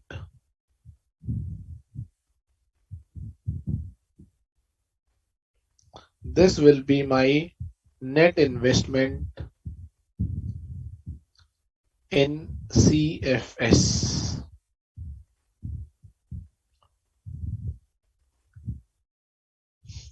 This will be my net investment in CFS. So Sairam is saying, sir, but my investment value is decreasing. Yes, this dividend is nothing but a refund of my investment, right? This is nothing but a refund of the investment, which is to be presented in CFS, which is only to be presented in CFS. Correct, guys. Let's take one example to understand this accounting.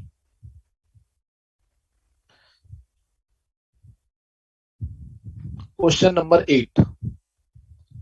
Illustration 8, page 14.149. On first day of the financial year, the A Limited invested in the equity share capital of B Limited.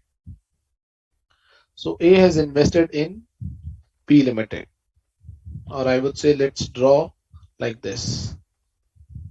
A has invested in B Limited, 25% acquisition, 25% acquisition, amounting to rupees 1 lakh. Correct? A Limited has concluded that the B Limited is an associate for A. They have concluded that the B Limited is an associate for A. At the end of the year, B Limited earned a profit. Let's say this is 1st April 01, right? This is 31st March 02. The B Limited earned a profit. So what is the profit of B Limited? B Limited earned a profit of 10,000 rupees. Correct? And other comprehensive income of 2,000 rupees. This is P&L profit, and there is an OCI profit 2,000 rupees. Total profit is 12,000. In that year, B Limited also declared a dividend to the extent of 4,000 rupees. B Limited has declared a dividend. B Limited declare dividend to the extent of 4,000 rupees. Pass the necessary books of accounts. Pass the necessary entries in the books of A Limited. Right? So A Limited. Okay. A Limited standalone or the separate financial statements. What is the first entry? Investment in B Limited, debit to bank 1 lakh rupees. Correct, guys? First of all, 1 lakh rupees accounting needs to be done. Right? Then 4,000 rupees dividend has been received from 4,000 dividend has been declared by B Limited. So what is my share? 25% share. Right? So what should I do? This is an investment accounting. Right? Second one is I need to do an accounting of the dividend received. Accounting for dividend received. What is the accounting? Bank account debit, and this represents 25% investment. Correct? To P&L dividend income. What is the amount? They have declared 4,000 rupees into, I am holding 25%, so amount will be 1,000 rupees. Right? So this will be the accounting in the separate financial statement of A Limited. Now come to A Limited consolidated financial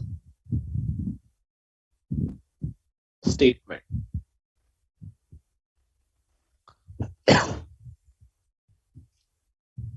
Right? So first entry. So what we have discussed, this will be the accounting entry which we discussed as a concept. This we have passed here. This one and this one. And in the console, what we need to do? We need to book a profit. We need to book a loss, if any, and we need to reverse the dividend through investments. Right, guys? So what we need to do? First of all, there is a profit on 10,000 rupees, 2,000 rupees. Total profit is 12,000 rupees multiplied by 25%. Right?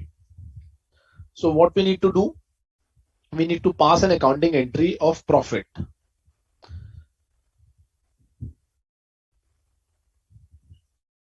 Accounting of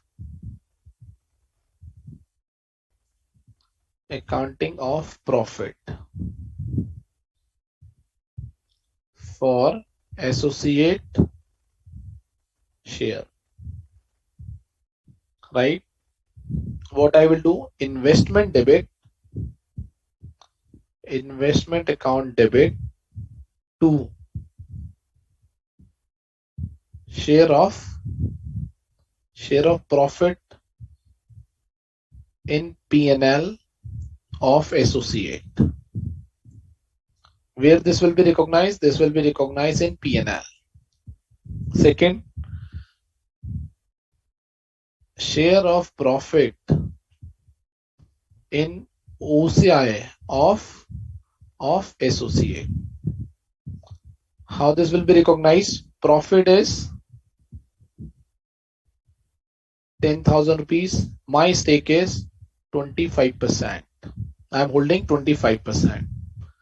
That means this one, right? OCI is 2,000 rupees multiplied by 25%. That means 500 rupees. Total profit is 300 rupees, 3,000 rupees, right? So I will say 2,500 rupees here, 500 rupees here, and I will increase my investment by 3,000 rupees. Right? What I've done, I have just taken a percentage stake of 25% of the profit earned by B Limited in its P&L as well as in OCI, right? Then we need to eliminate, second entry will be eliminate dividend income with investment. Why we are eliminating dividend income? Because from the group perspective, when both companies are merging in the consolidated financial statement, it is not an income. It becomes a refund of investment. So the accounting entry which we have passed as a dividend, it is not actually an income. It is not actually a income. It will be adjusted from the investments. So what should I do? So P&L debit dividend income account debit to investments, amount 1,000 rupees. These will be the set of accounting entries, guys, which we are supposed to pass in the console books as well as in the standalone or the separate books. So if I need to compute what is the balance of my investment, balance of investments in CFS, right? So investment value, or I should say opening balance, 1 lakh rupees, right? This is the opening balance. As we said, this will continue in CFS. Continue in CFS, right? Then I will add this profit and this OCI profit. Share of profit in P&L, 2,500 plus share of profit in OCI, 300, not 300, 500, right?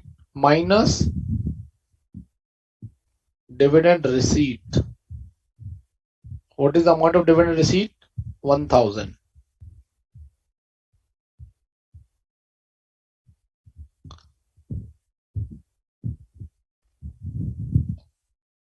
Net investment in CFS. Let me know, guys, if there is any doubt here.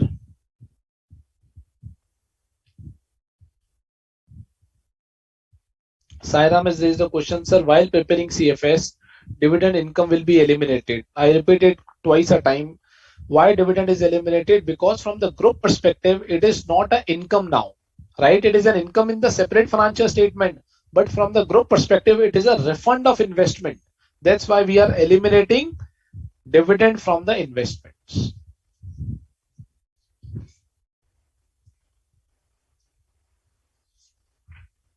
Are we clear, guys?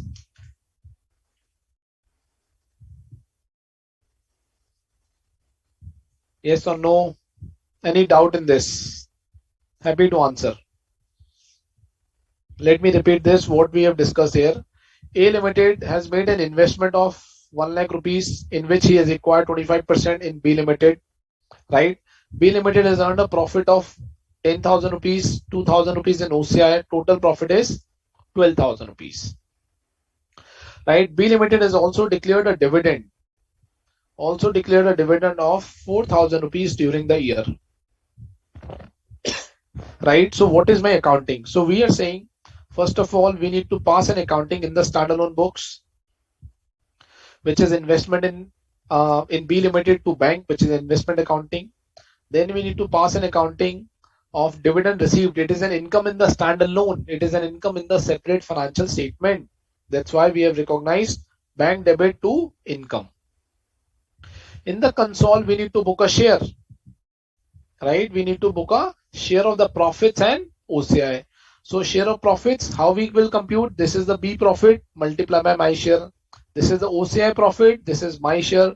Total is 3,000 rupees. So I booked 500 in the PNL, 2,500 in the PNL, 500 in the OCI, and my investment will increase by 3,000 rupees, right? And dividend income which we have recognized is nothing but a refund of investment in the console books. Hence we have reversed that income, right? And how it is, this number will be presented: opening balance plus share of profit during the year plus share of profit in OCI minus dividend received is equal to my closing investment numbers in the CFS. Are we guys clear? Quickly, yes or no, guys?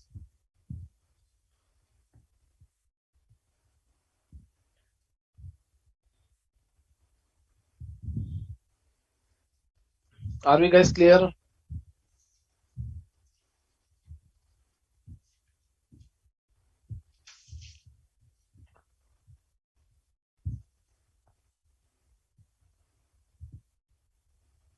Okay, Sairam is saying yes, sir, we are clear. Okay, let's move on. Now the next concept is exemption from applying equity method.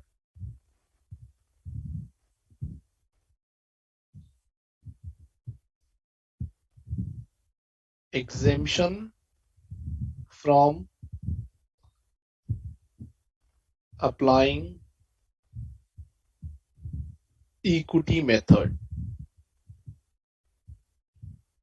right? So there are three type of exemption. Exemption 1. Exemption 1.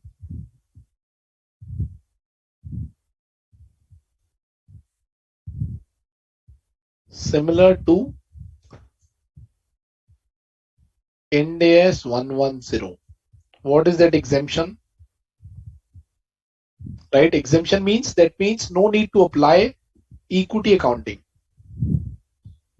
No need to apply equity accounting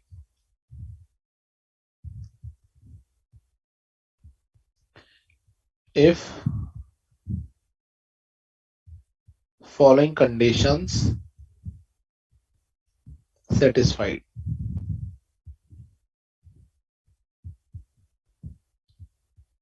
A.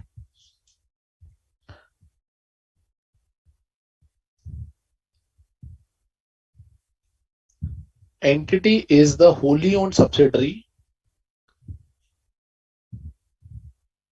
Entity is the subsidiary, wholly owned or partial subsidiary.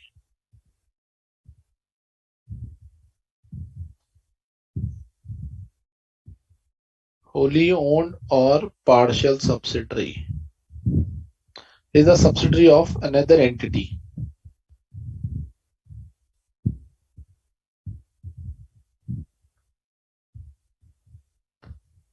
And all the owners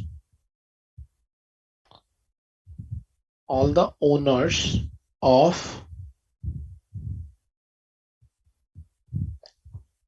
other entity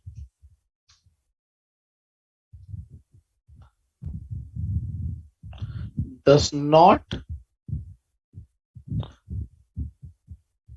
object the entity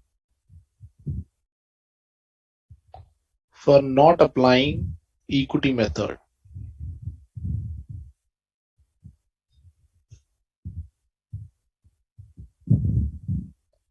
For not applying equity method,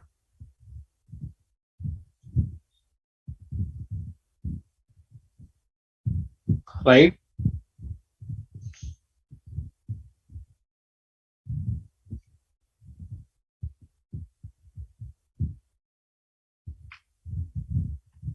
Ultimate holding or intermediate holding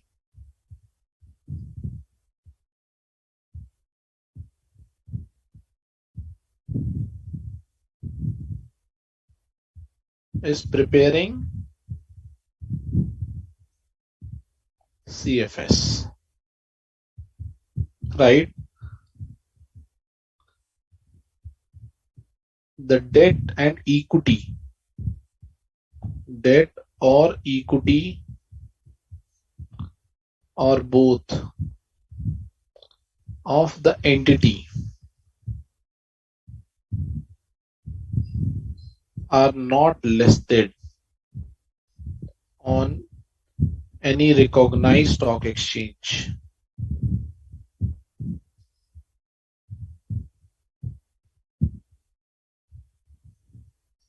Are not listed. Fourth, company is not in the process of listing,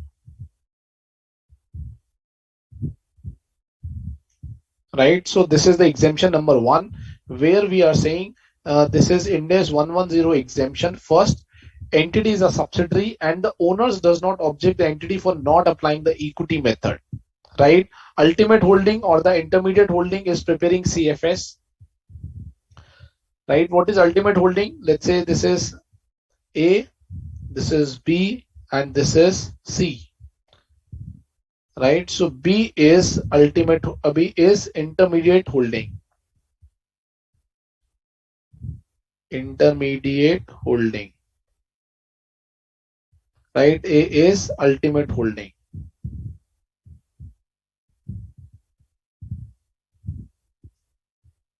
right? So we are saying ultimate holding or the intermediate holding is preparing CFS. The debt or equity are not recognized in any stock exchange or any recognized stock exchange, and the company is not in the process of listing. Then we will say the company will take the exemption.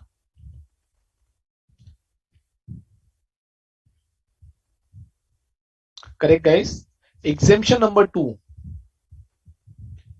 Exemption number 2. Exemption number 2. Right? It is an exemption in respect of investment companies where the investment is held.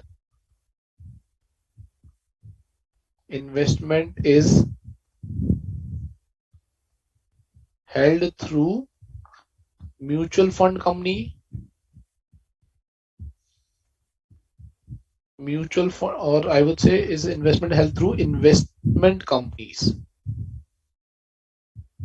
Investment companies. What is investment company? In the last class we discussed mutual fund companies,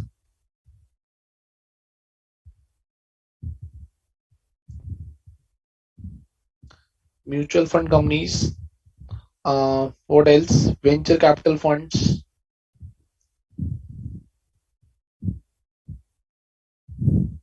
etc. Right? So we are saying no need to apply equity accounting.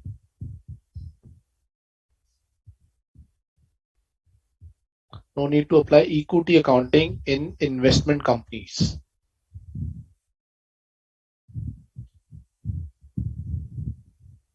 Such investment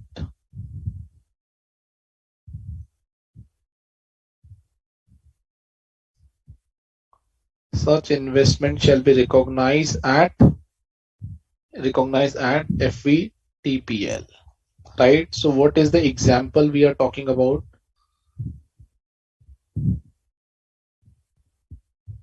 Let's say A Limited. It's a mutual fund company,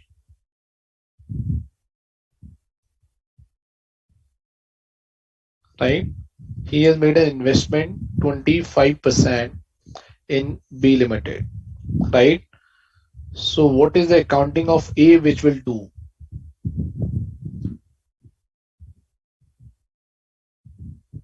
Account for 25% at FVTPL. This is what we are saying. Instead of doing equity accounting, no equity accounting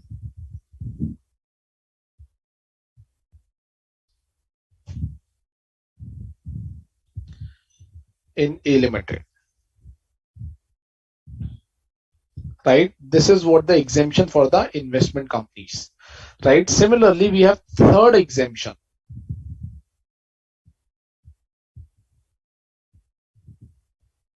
Third exemption, where we are saying portion of the investment is held through investment companies.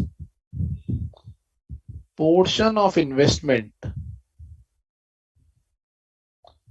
is held through investment company, right? What does it mean? Let's say A Limited,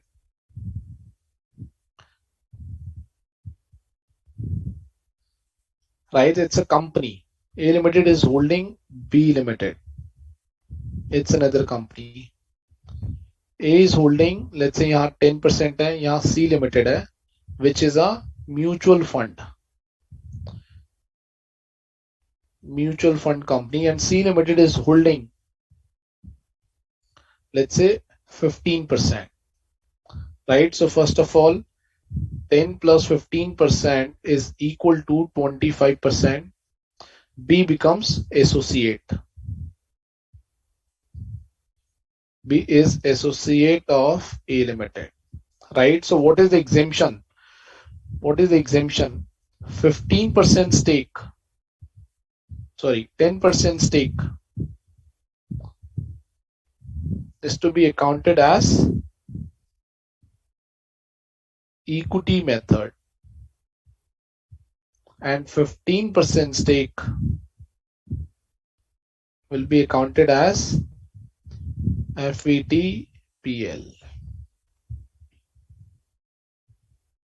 in books of A Limited, right? So in the second exemption, we are saying the investment which has been held through investment company, that will be accounted at FVTPL. That will be accounted at FVTPL.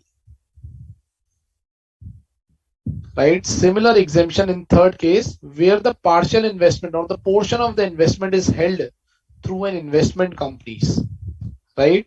So इसको हम fair value करेंगे FVTPL and इसको हम equity accounting लगाएंगे.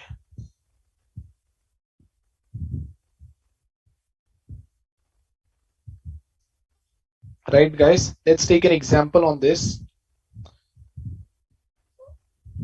Illustration number 9, page 14.151. MNO Limited. So there is a company called MNO Limited, right?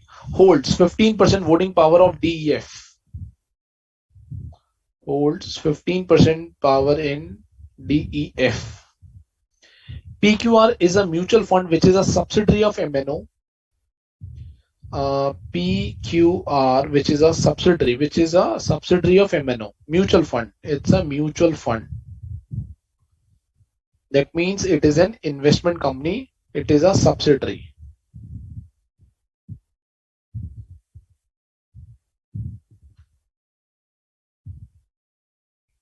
Right?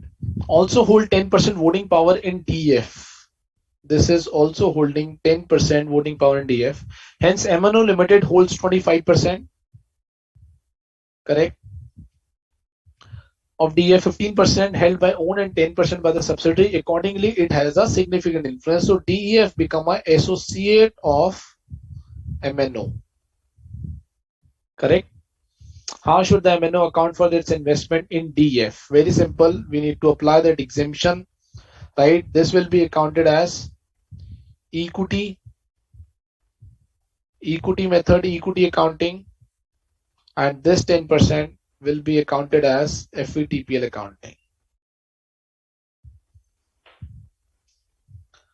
Are we clear, guys? That where the investment, the concept is very simple, where the investment has been rooted through an investing companies, mutual fund companies, venture capital companies, investing companies, right? That investment needs to be accounted at FVTPL, right? Not equity method. I hope this is clear to you guys.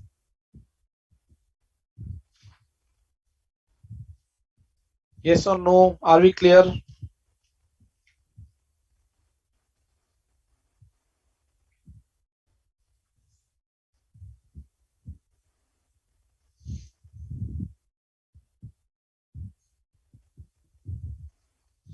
Yes or no, guys? Are we clear on this?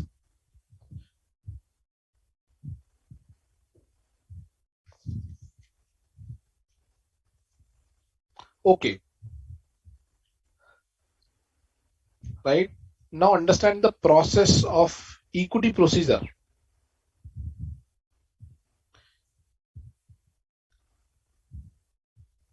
Equity method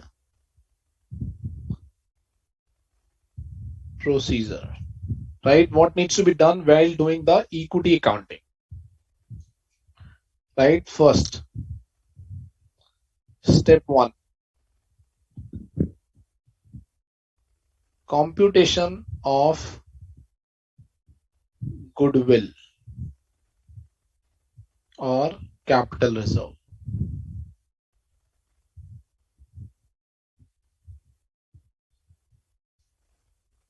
Right. Goodwill or capital reserve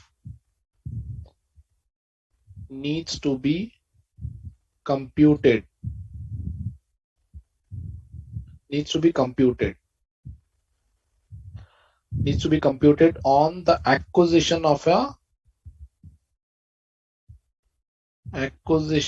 stake in associates. Correct?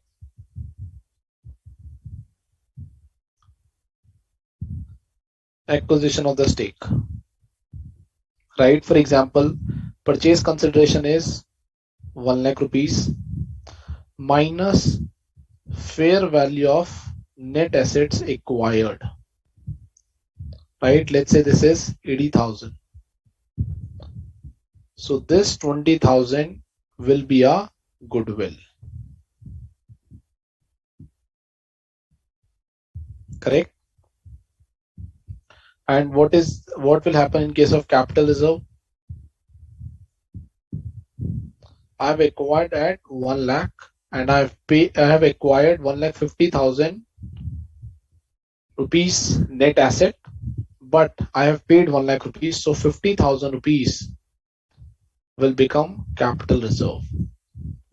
Right? What will be the accounting of this goodwill in the standalone?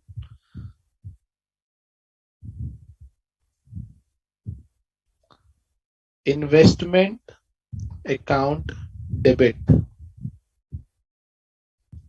to bank of rupees 1 lakh.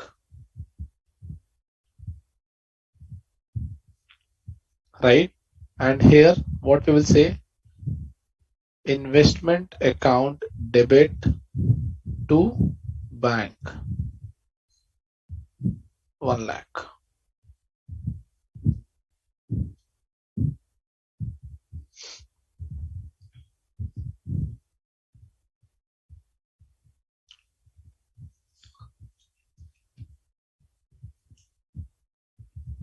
Right? This goodwill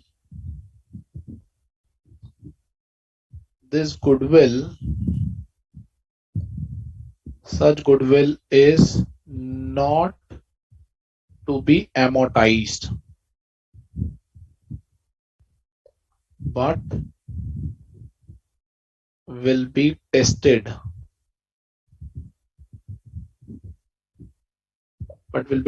for impairment.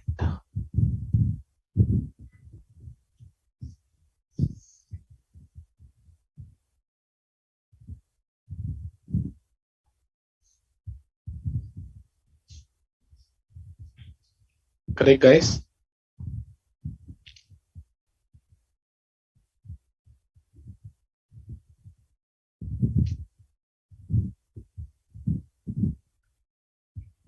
Further, while doing the equity accounting,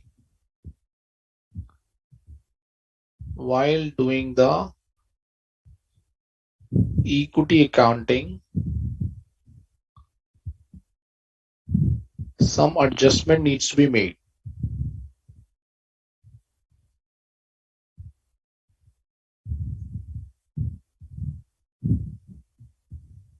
Such as depreciation on fair valuation of net assets.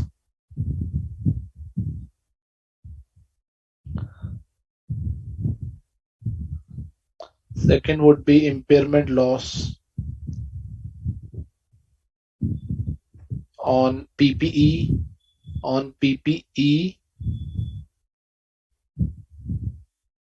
or goodwill. Right, this is what our step number 1.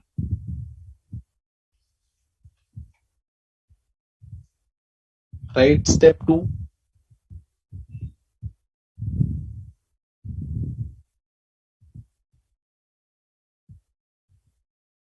Determine the share of profits or losses in P&L or OCI of associates. Right? Refer earlier concepts. This we have already discussed. In case of profit, what will be the accounting? In case of profit, we said investment debit to P&L, profit share, and to OCI, profit share. Investment account debit. Correct? And in case of loss,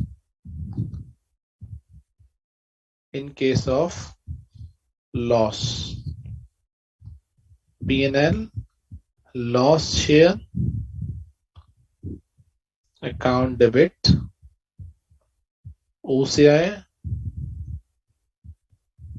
loss share, account debit to investments.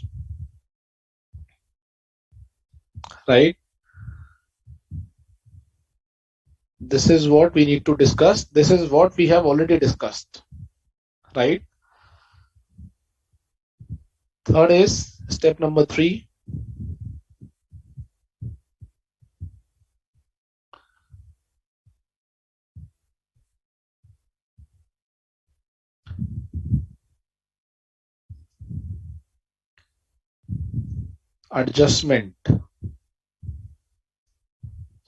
Adjustment for unrealized profits in downstream and upstream transaction.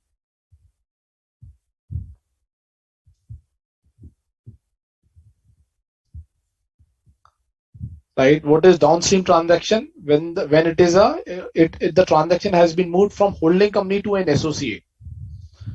What is downstream?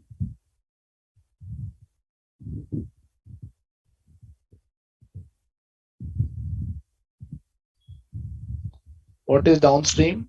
Let's say this is holding company. it is holding 25% in associate, right?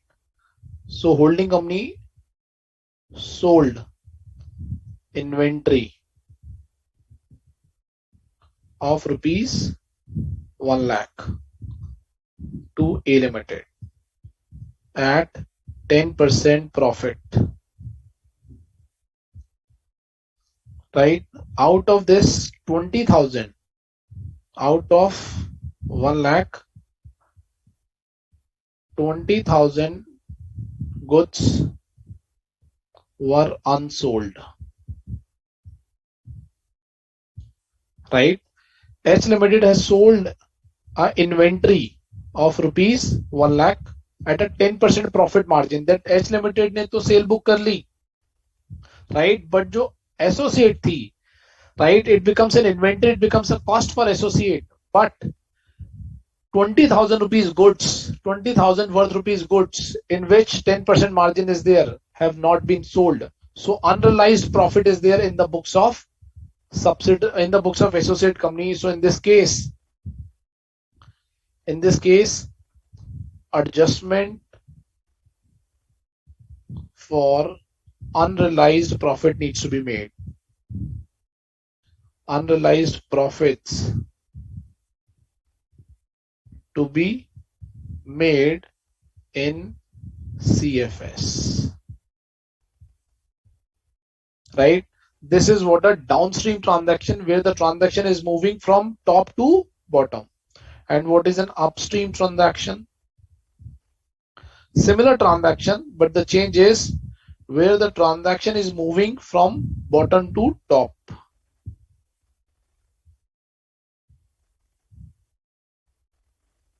right? Sale of inventory by associate to H Limited, right? This is step number 3,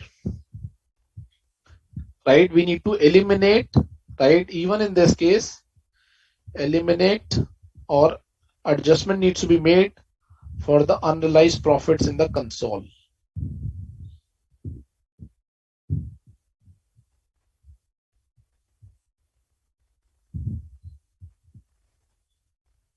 Right? Step 4, adjustment for intercompany transaction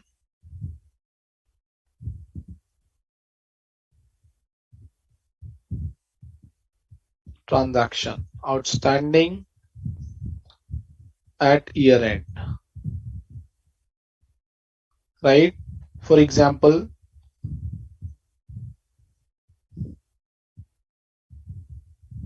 trade receivable, trade payable, other payable, other receivable.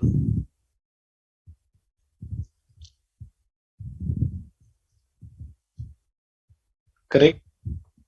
Then we have step number 5. Step number 5.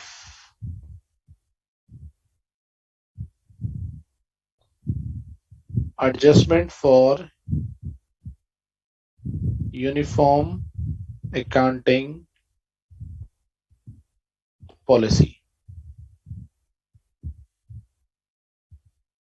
Adjustment for uniform accounting policy, right?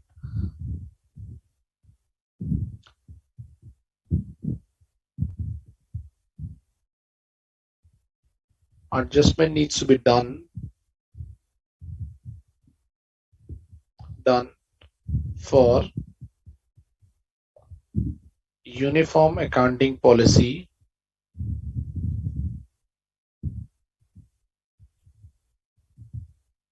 in CFS. Example,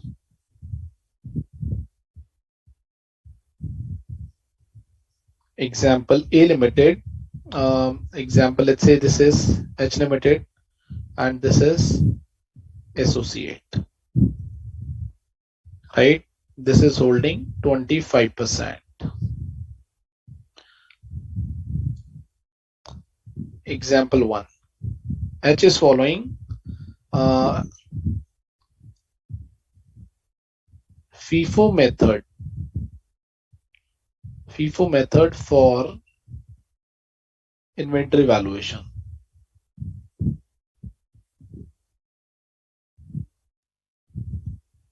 right? And associate is following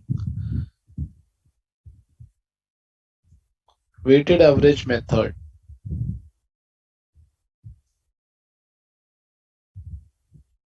for inventory valuation,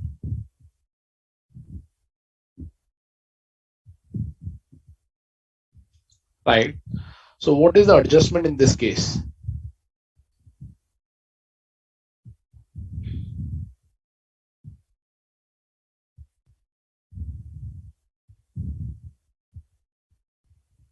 Adjustment needs to be made for alignment of uniform accounting policy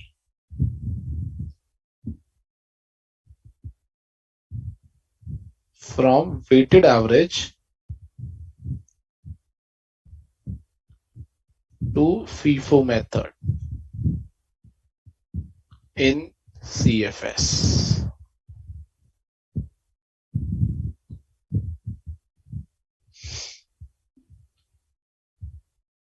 What we are saying, guys, here, first of all, we need to make an adjustment of the uniform accounting policy, right?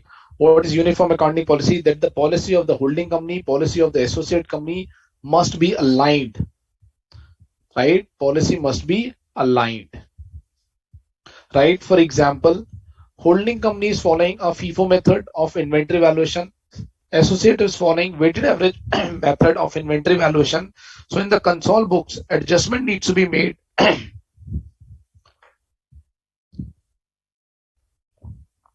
In the consol books, adjustment needs to be made to align the uniform accounting policy from weighted average method to FIFO method in the CFS. This is what the meaning of uniform accounting policy, right? Let's take another example.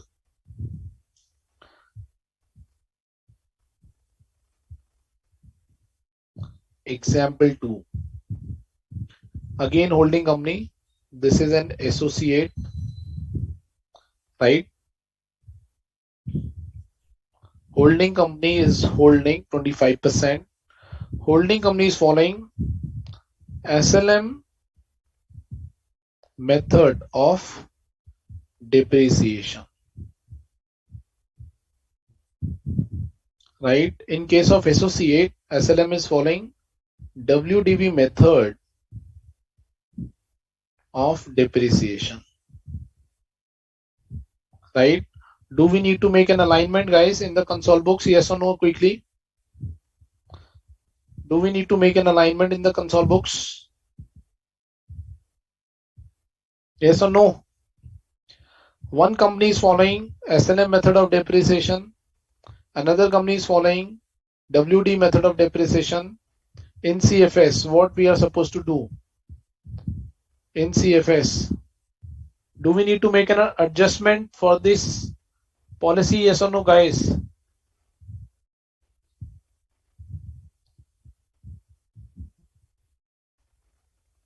Yes or no?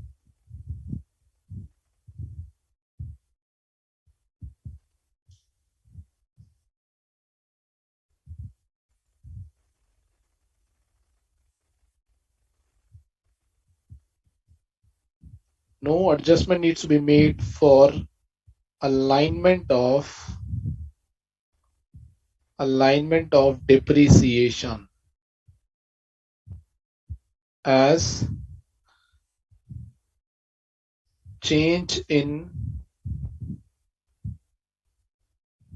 method of depreciation is not an accounting policy change.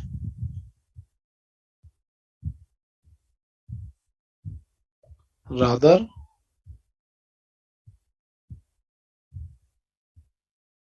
it is a change in accounting estimates.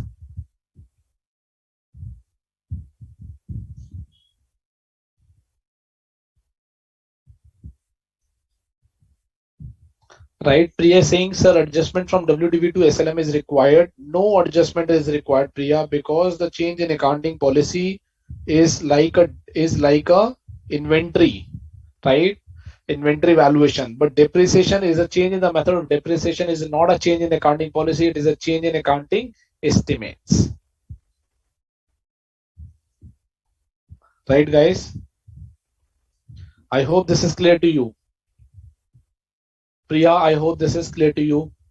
Could you please confirm?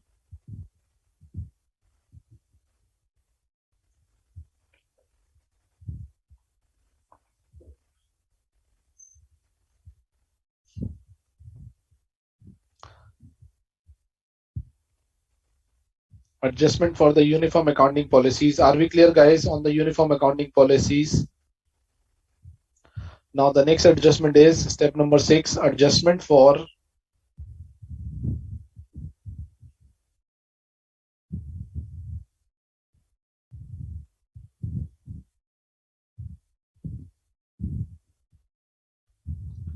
difference in reporting period.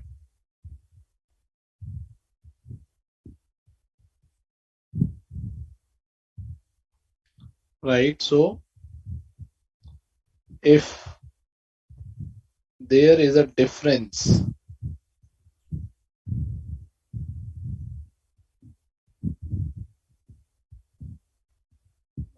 in reporting period of parent and associates, no adjustments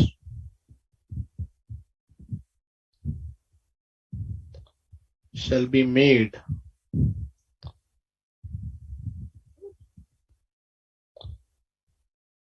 where the difference in the period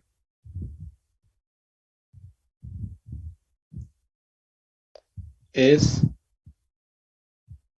3 months or less. Right? However,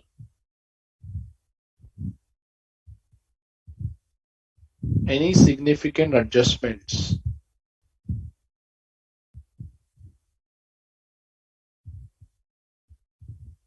to be evaluated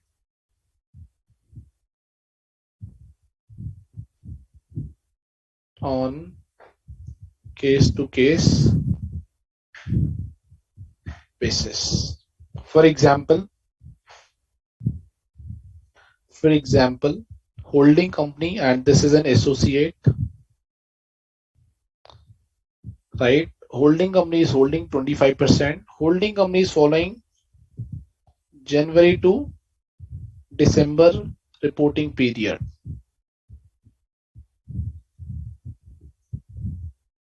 Right? And this associate is following April to March reporting period. Right? In this case,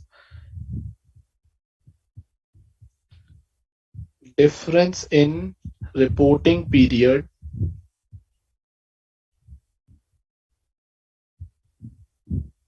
is 3 months. No adjustment is required. Right? Here we have mentioned significant adjustment. It depends upon case-to-case basis. Right? It depends upon case-to-case basis. So guys, in a nutshell, what we have discussed what are the key steps we need to follow in doing the equity accounting. First of all, we are talking about that goodwill and capital reserve needs to be computed, right? How to compute? This is the way how to compute in the goodwill or the capital reserve accounting, right?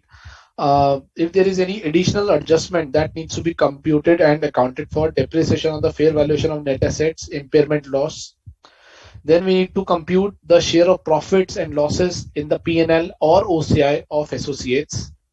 Then we need to do the adjustment of the unrealized profits in the downstream and the upstream transaction. What is downstream? Which is moving from top to bottom. What is upstream? Which is moving from bottom to top. Right? Unrealized profit is this one as we discussed, right? Where the goods has been sold by one company to another, and out of those goods, ultimate goods have not been sold to the final consumer. So at the console level, we need to take the adjustment of the unrealized profit. That means the profit which has not been realized by the group, right? Then we have talked about certain intercompany elimination transaction. Intercompany elimination transaction. Then we have talked about uniform accounting policy. What is the policy? FIFO method of inventory is a policy. Weighted average is a policy, right? So we need to make an adjustment while doing the console accounting. But depreciation is not a policy. Depreciation is not a policy. So we are not supposed to align the adjustment, or we are not supposed to do the adjustment on the alignment of depreciation. Then we have talked about difference in the reporting period. That means holding company is having a January to December, associate is having April to March, or vice versa. Then the period is 3 months or less. Hence, no adjustment is required in this case. I hope these concepts, these steps are clear to you guys. Let's take a couple of more questions, guys, on these aspects. Okay, illustration number 10. If you have noted down, very good. If you have not noted down all these concepts, I will share this file to the ICA and they will upload on the web page. You will be able to download from that web page, guys. Okay, illustration number 10, page number 14.153. 14.153. Right? Blue Limited acquired 25% stake in the equity capital. So Blue Limited had acquired 25% stake of Green Limited. Okay, on the first day of the financial year at rupees 1,25,000 rupees. On that day, the carrying value of the net asset of Green, right, day 1, let's say 1st April 01, net asset, right, or I can write here on 1st April 01, the carrying value of the net asset of the Green was 3 lakh rupees and fair value is 4 lakh rupees. Carrying value of net asset is 3 lakh rupees. Okay, the excess of the fair value over carrying value is 1 lakh rupees. The excess of the fair value over the carrying value was attributable to one building owned by the Green Limited. So this pertains to building, right, having a remaining useful life of 20 years. Remaining life.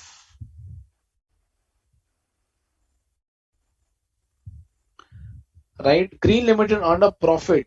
So Green Limited earned a profit as well. 40,000 rupees. OCI ka profit 10,000 rupees. Total profit is 50,000. Calculate goodwill or capital reserve on the date of acquisition.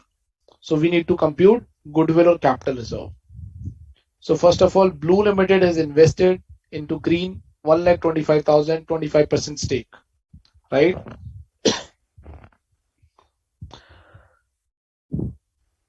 Fair value of the net asset is 4 lakh, carrying value is 3 lakh, building 1 lakh rupees is to be assigned for the value of the building, right, which has a 20 years life, remaining life, and the profit is 10,000, OCI profit is 10,000, total profit is 50,000. Now we need to compute goodwill, right? Okay, first is computation of goodwill. right? What is my purchase consideration? 1 lakh rupees. How to compute goodwill? Purchase consideration minus fair value of net assets acquired. What is the purchase consideration? 1,25,000. Right? What is the fair value of net asset acquired? It is 4 lakh rupees. Right? It is a 4 lakh rupees for the entire value of the company, right? Of the net assets. But my share is 25%. Right? So for me, it's 1 lakh rupees. So my goodwill value will be 25,000. That will I will assign it to goodwill. Right? This will be the how the goodwill needs to be computed. If I need to do the accounting in the separate financial statement, what will be my entry? Investment account debit 1,25,000 rupees to bank 1,25,000 rupees. Acquisition accounting, acquisition 25% stake acquired. Are we clear, guys, how to compute goodwill? The same formula which we have used in the business combination.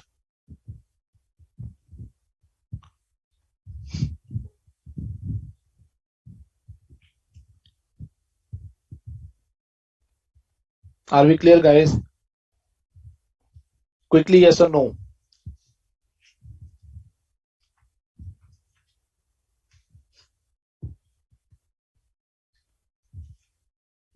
Okay. Next point. What else the question is asking? Blues Limited shares in the profit and the other comprehensive income for the year and closing balance of the investment at the end of the year. Right. So computation of the profit. Computation of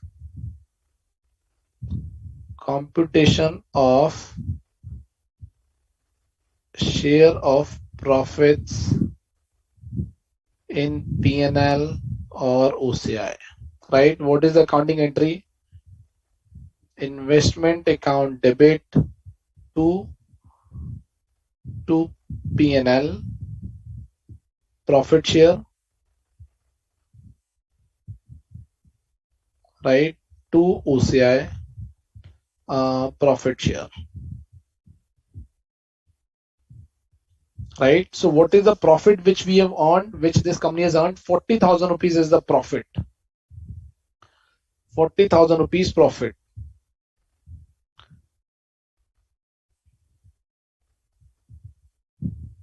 Profit is 40,000 rupees, right? And share of profit is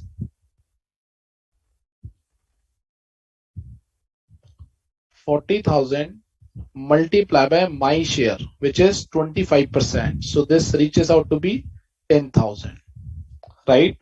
Plus I need to make one more adjustment. If you see, this company has 1 lakh rupees which is assigned for the value of the goodwill, and this is having a life of 20 years remaining, right? So that means the net asset which I have acquired, that needs to be recognized at fair value. On that fair valuation, I need to charge depreciation. So here what I need to supposed to do, charge depreciation on the fair valuation of net assets. How to charge depreciation? Value of building is 1 lakh, life is 20 years, right? Multiply by my share, which is 25%, right? What is the amount which we will get? 1 lakh divided by 20 multiply by 25%. So that means I need to reduce 1250 minus 10,000. 8750 will be my share of profit. So this will be 8750.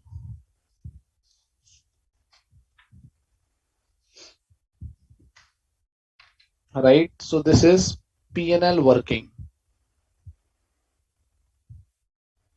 And OCI working. What is OCI profit? OCI profit is given in the question is 10,000 rupees, right? 10,000. Share of OCI profits 10,000 multiply by 25% stake,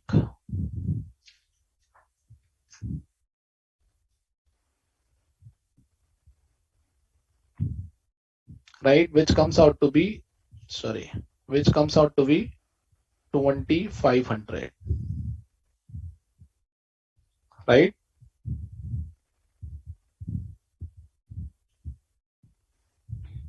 So my total investment will reach out to 8,750 plus 11,250, right? And the question is also asking computation of the closing balance. Computation of closing balance of investment 25,000 plus profit in P&L plus profit in OCI, right? My share, which is 8,750 and 2,500. 8,750 and 2,500.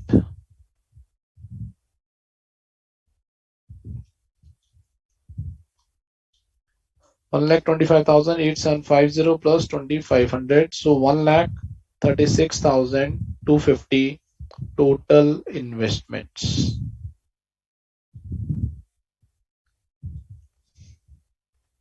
Right, guys? The key part here is that we have made an adjustment on account of depreciation, right? This is a most critical part.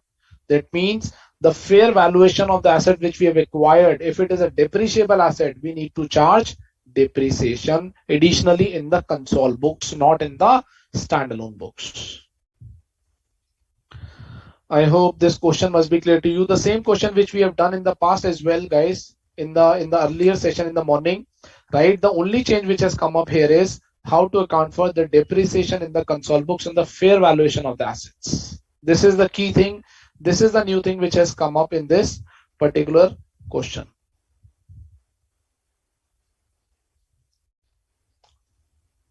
Right, guys? Let's take one more question.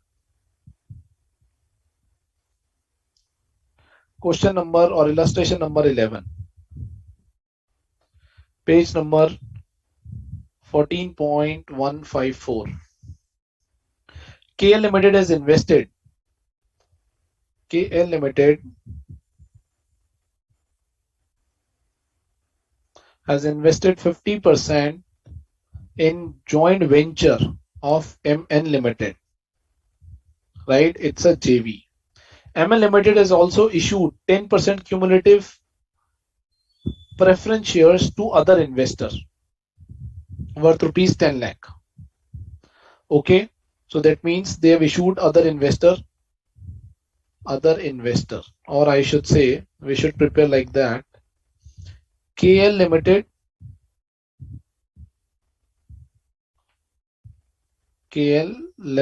and MN Limited.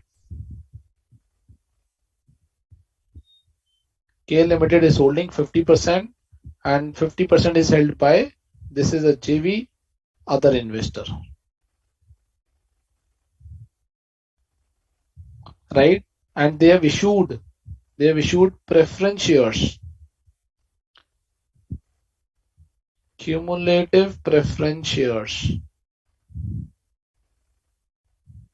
of rupees 10 lakh. Guys, let me know if there is any doubt in any of the earlier questions. I am not receiving any doubt from anyone. I hope this is clear to you. Okay, during the year MN Limited earned a profit. Profit has been earned of rupees 4 lakh. Right, this is 10% cumulative preference shares. Also, MN Limited has not declared any dividend on the preference shares. Right, MN Limited has not declared any dividend on the preference shares. Right, MN Limited has not declared any dividend on the preference shares. Calculate the KL shares in the net profit of the company. Right, So in this case, other investors are basically a preference shareholders, and this is the equity shareholders.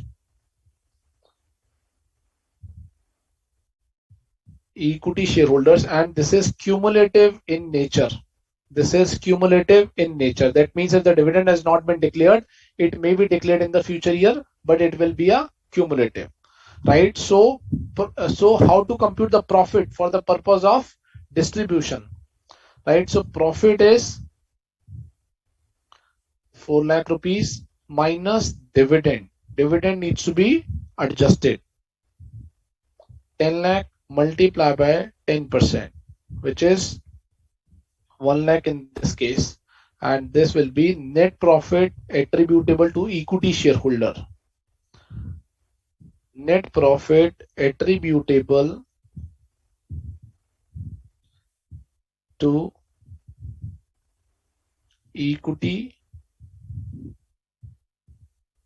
shareholders, right? And what is the share of KL Limited? KL Limited shares is 50%. So KL shares in profit is equal to 3 lakh multiplied by 50% is 1,50,000.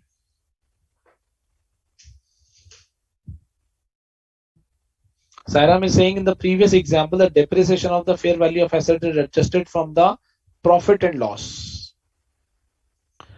Is adjusted from the profit and loss is the question. So first of all, Sairam, what we will say that we will only take the share in profit. It is not subject to be adjusted. I am doing only the equity accounting of 25%, right? I will not take the 25% of this 10,000 rupees. I am just taking the profit of 8750 directly, because I am not recognizing building in my books of accounts. I am recognizing only profit share. Hence, this depreciation is not to be recognized anywhere. It is only to be considered in the computation of this profit share. I hope this is clear to you. This depreciation, the depreciation will be considered by the holding company when holding company will prepare its books of accounts, not in the books of the company who is holding the significant influence, not in the books of Blue Limited. It will be adjusted in the books of holding company who is holding 75% here. Right, guys?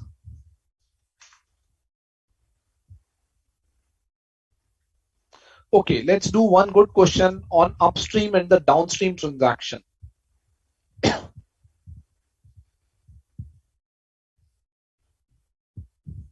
Illustration number 3, upstream and downstream transaction. Right? Scenario A. Scenario A. This is an upstream transaction. M Limited has invested 40% shares capital of N Limited. So M Limited invested 40% in the share capital of N Limited. And hence N Limited is an associate. Okay. N Limited is an associate of M. During the year, N Limited sold the inventory. Right? N Limited sold the inventory, right? Bottom to top. Inventory sold. Inventory sold of value 10 lakh. This includes a profit. This includes a profit of rupees 1 lakh. That means the cost is 9 lakh. Correct? Out of the above inventory, right? So first of all, this has been accounted as inventory in the books of M Limited, accounted as inventory of rupees 10 lakh, right? So what will be the accounting entry for this inventory? Inventory or purchase debit to bank of rupees, this 10 lakh rupees, right? Okay, out of the above inventory of this 10 lakh rupees, right, this inventory of 10 lakh rupees,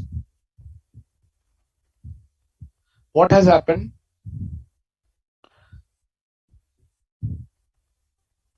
M Limited sold the inventory of 6 lakh to the outside customers,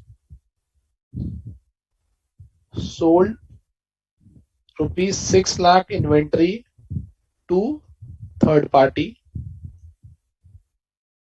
right? And this 40,000 inventory is left, right? Hence the inventory of 4 lakh purchased from the N Limited, it's still lying with M Limited as at year end.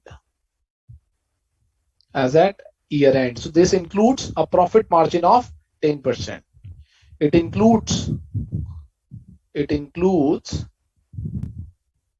10% profit margin, right? Determine the unrealized profit which needs to be considered, right? So first of all, the investment has been made. So what we need to do in the separate financial statement, investment in which company? N Limited,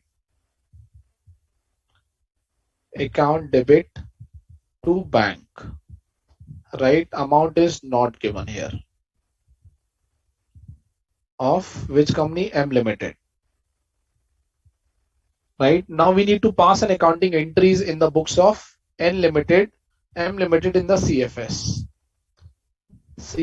of M Limited. Can you guys compute what should be the accounting and what is the amount which we need to consider here? 40 lakh rupees inventory, sorry, 40,000, 4 lakh rupees inventory, not 40,000. 4 lakh rupees inventory is unsold, which has a margin of 10%, right? Which has a margin of 10%. So what is the unrealized profit? What we need to do? First of all, guys, anyone, any idea, anyone who has done this accounting? M Limited CFS. First is investment account debit to share of profits, right? What is the share of profits? Profit is 1 lakh rupees multiplied by 40% stake, which comes out to be 40,000 rupees. That means in the CFS books, M Limited has recognized the entire profit of its own stake, including this 10% profit of inventory, unrealized inventory, right? This is a share of profits. This is an accounting for share of profits. Correct, guys? Next entry is elimination of unrealized profit.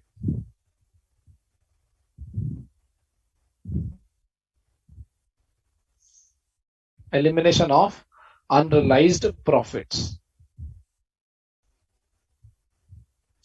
So one person has computed, Sairam has computed 40,000 rupees as the unrealized profit. Okay. So what is the profit? Profit here is 40,000 rupees. My share is 40,000 rupees. Right? My share is 40,000 rupees. Out of this 40,000, 10% margin is included. 10% margin is included in inventory. right?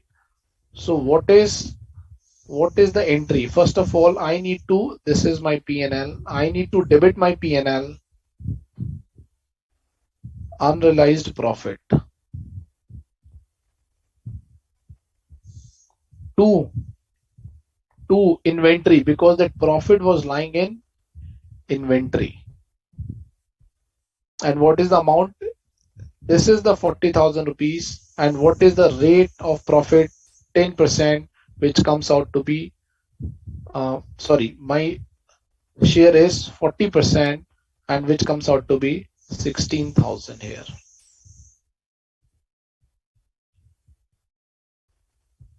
Which comes out to be 16,000 here.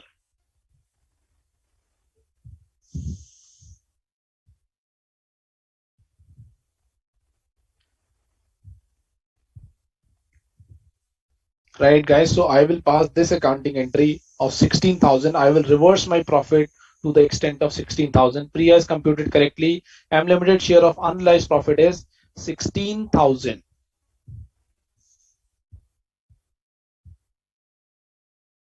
Right? Or this can also be computed. 1 lakh rupees is profit. 1 lakh rupees is total profit, right? 1 lakh rupees profit. 40% share and 40% remaining unsold is equal to 16,000. This is how the profit needs to be, unrealized profit needs to be computed.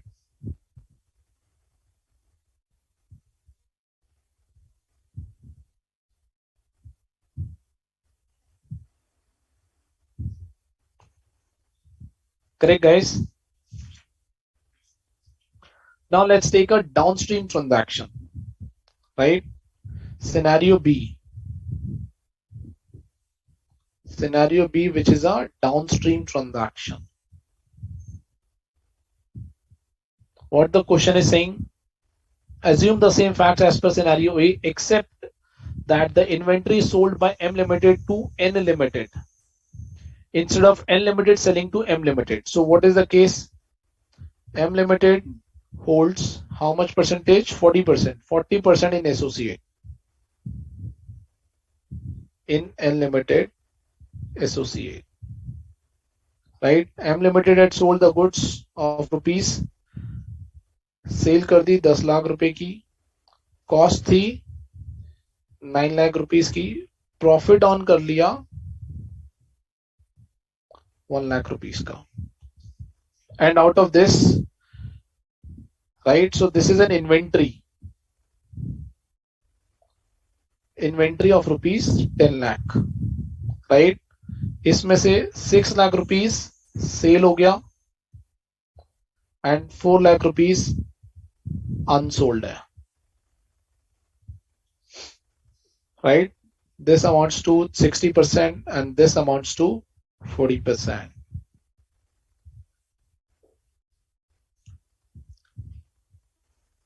Right, guys?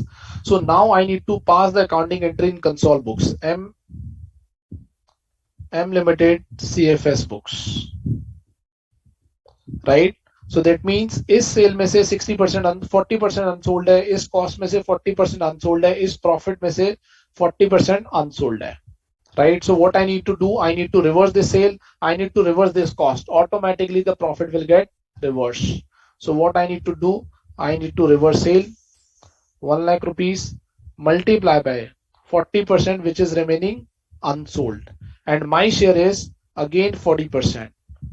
40% is unsold, 40% is my share, right? So this comes out to be, this is 10 lakhs, right? So 4 lakh multiply by 40%, 1 lakh 60,000. I am also supposed to reverse cost. What is the cost? Cost is 9 lakh rupees. Multiply by 40% unsold. Correct? Multiply by 40% my share. This is 3,60,000 multiplied by 40%. What is the amount? 3,60,000 multiplied by 40%, 1,44,000, right? And the remaining impact needs to be taken in investments, which is around 16,000, guys. This is how the accounting of upstream and downstream transaction needs to be taken care of. Are we clear, guys? Yes or no?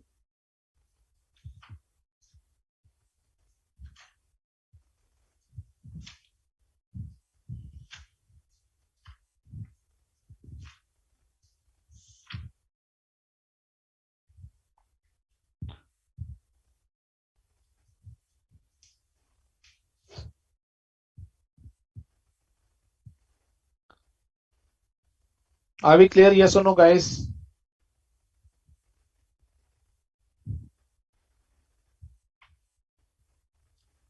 Priya is computed correctly in the upstream transaction, 16,000 rupees. That's absolutely correct, Priya. If there is no other question, let's move forward quickly. Couple of small concepts needs to be done.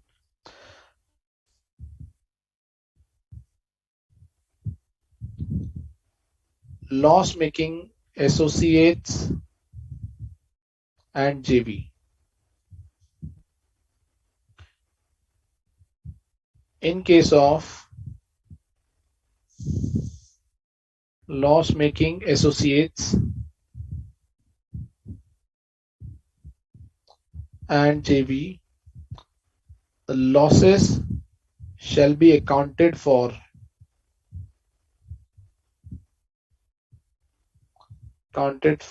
only to the extent of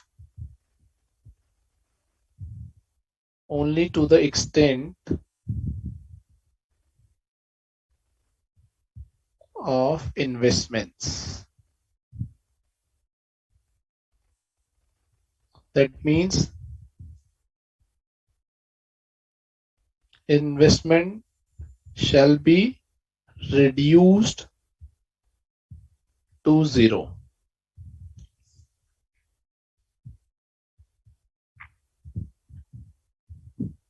Right? Additional losses to be booked. Additional losses to be booked if there is legal or contractual obligation exists.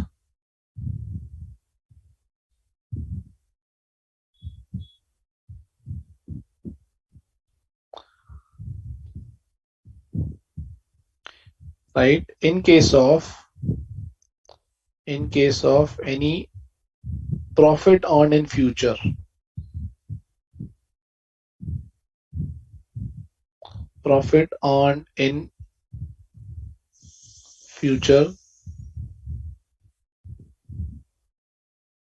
such profit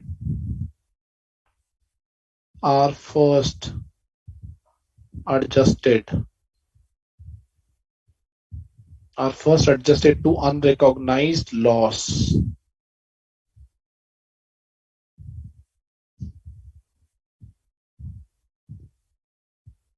Recognized losses, and then balance profit is recognized.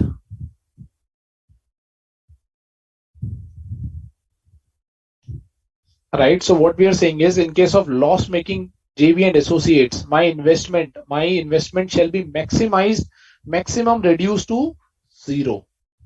Not beyond that. It can never be negative. Not negative. Right? And if there is any profit in the future, first unrecognized losses needs to be adjusted, and then the profit needs to be booked.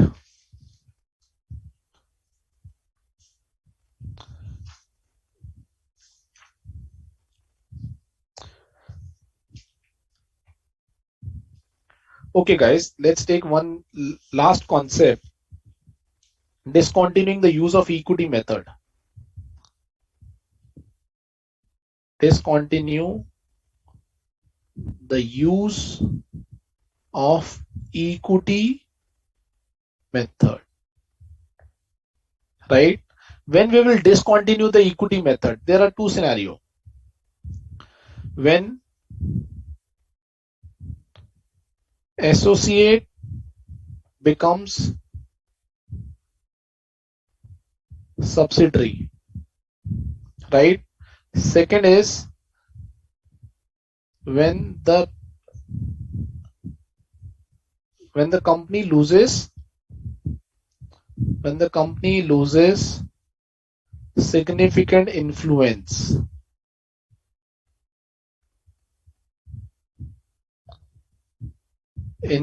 and retain certain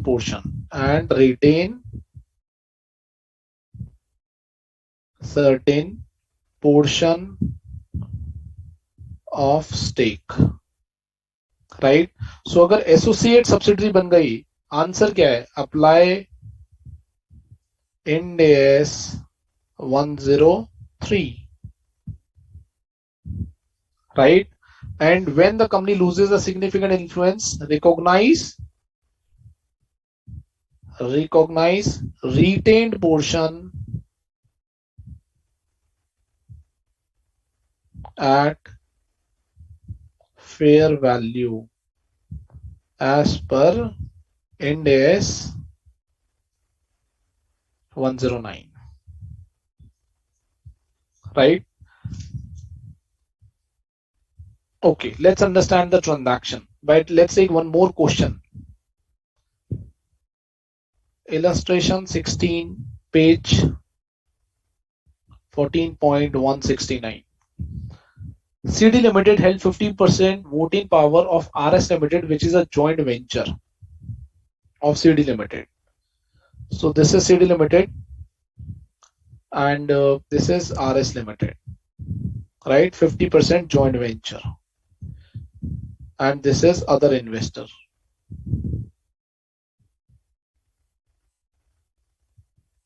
This is JV. Right? The carrying value of the investment is 1 lakh rupees. So carrying value of investment is 1 lakh rupees. Now out of this 50% stake, this is 50% stake. CD Limited had sold 20% stake. So 20% stake has been sold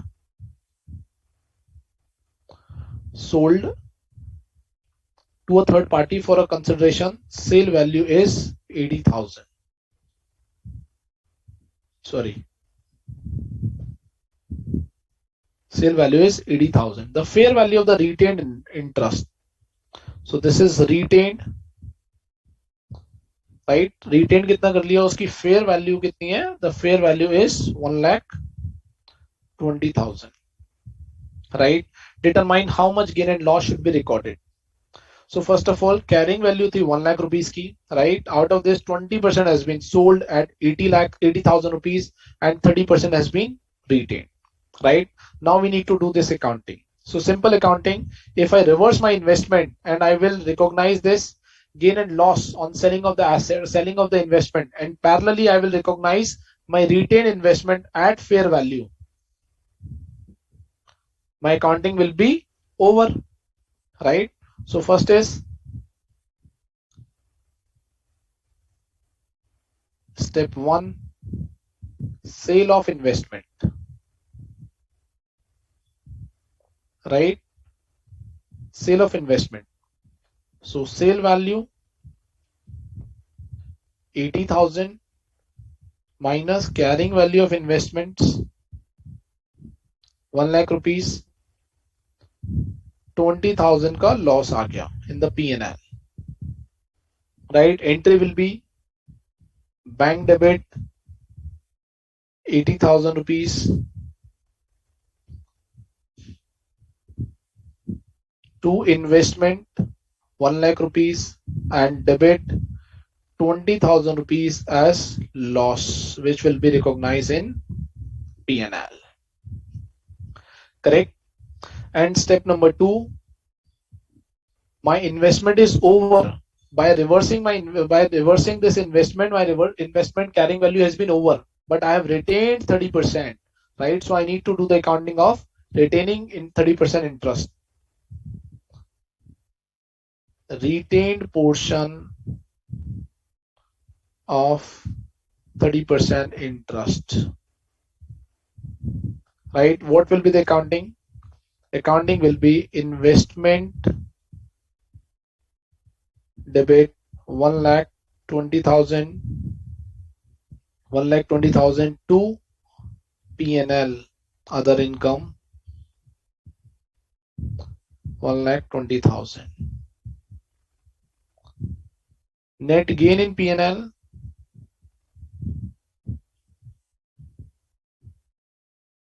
fair valuation gain 1,20,000, right? Loss on sale 20,000.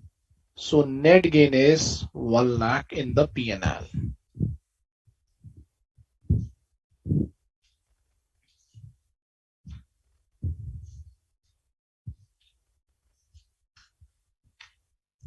Right, guys? So I have done a simple accounting. I have reversed my investment. I have done a sale accounting of the investment, and then I have do the simple accounting of the fair valuation of the investment, which we have learned under Ind AS 109.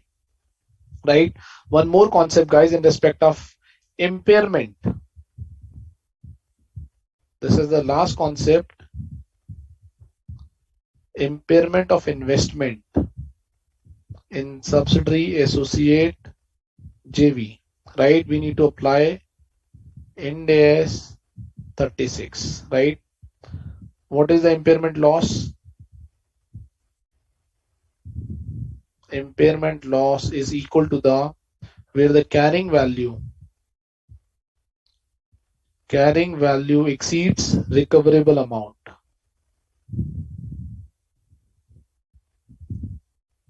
Right? Let's say the carrying value is 1 lakh, recoverable amount is 80,000.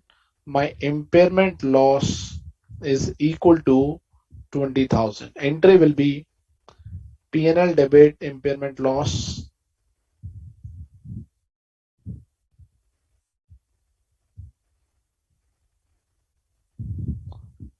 to investments. Right? Carrying value. What is the carrying value which is appearing in the books? Appearing in balance sheet. What is recoverable amount?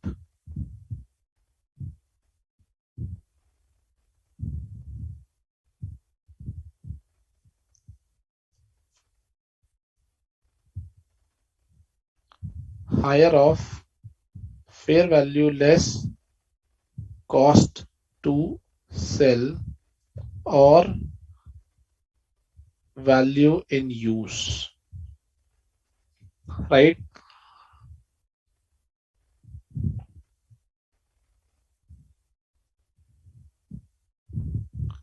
Value in use is what? Present value of future cash flows, right? How to compute present value of future cash flows? Let's say this is my year 1, 2, 3, 4, 5. Future cash flows multiply by the present value factor is equal to my present value, and this will be my present value, right? This is what the concept of impairment, where the carrying value exceeds my future recoverable amount, then I will book my impairment. So Saram has raised one question. There was an increase in the fair value of investment. After that, we have sold the investment. So it doesn't matter, Sairam, in this case. I have reversed my entire investment, right? I have reversed my entire investment and then I booked my gain of the remaining investment at fair value, right? This will remain the same. The accounting will remain the same. So guys, today we have discussed lots of concepts. We have discussed the restructuring. We have discussed Ind AS 28, where we have talked about associate accounting, significant influence. Then we have done lots of question on the significant influence. Then we have talked about equity method, right? Then we have within the equity method, we have said that we need to take the profit in the P&L. We need to take the OCI profit or OCI loss, P&L profit or P&L loss in the console books. In the console books, dividend will get reversed through the investment. Then we have understood there are a couple of exemption which is given. We have understood that exemption. Then we have talked about what accounting needs to be done in case of what is the consolidation procedure for the equity method. We have talked about many steps. First, we need to compute goodwill and capital reserve. That needs to be disclosed. Certain adjustment needs to be made. Then we have talked about the elimination of the unrealized profit in the downstream and upstream transaction, elimination of the intercompany transaction. Then we have talked about booking of the profit and loss in OCI and the P&L. Then we have talked about uniform accounting policy. Then we have talked about the difference in the reporting period. All these adjustment needs to be made, guys, right? And then we have talked about the loss making, JVs and associate, and finally we have talked about impairment, right? So by this we have done with Ind AS 28, guys. If there is any open question, right, or unanswered queries, you can reach out to ICI. I will be able to revert to them. And secondly, I will share this file to ICI team. They will upload by today, right? Thank you so much, guys, for your patience. Thank you so much. Nisal, we are done for today. Thank you for your support.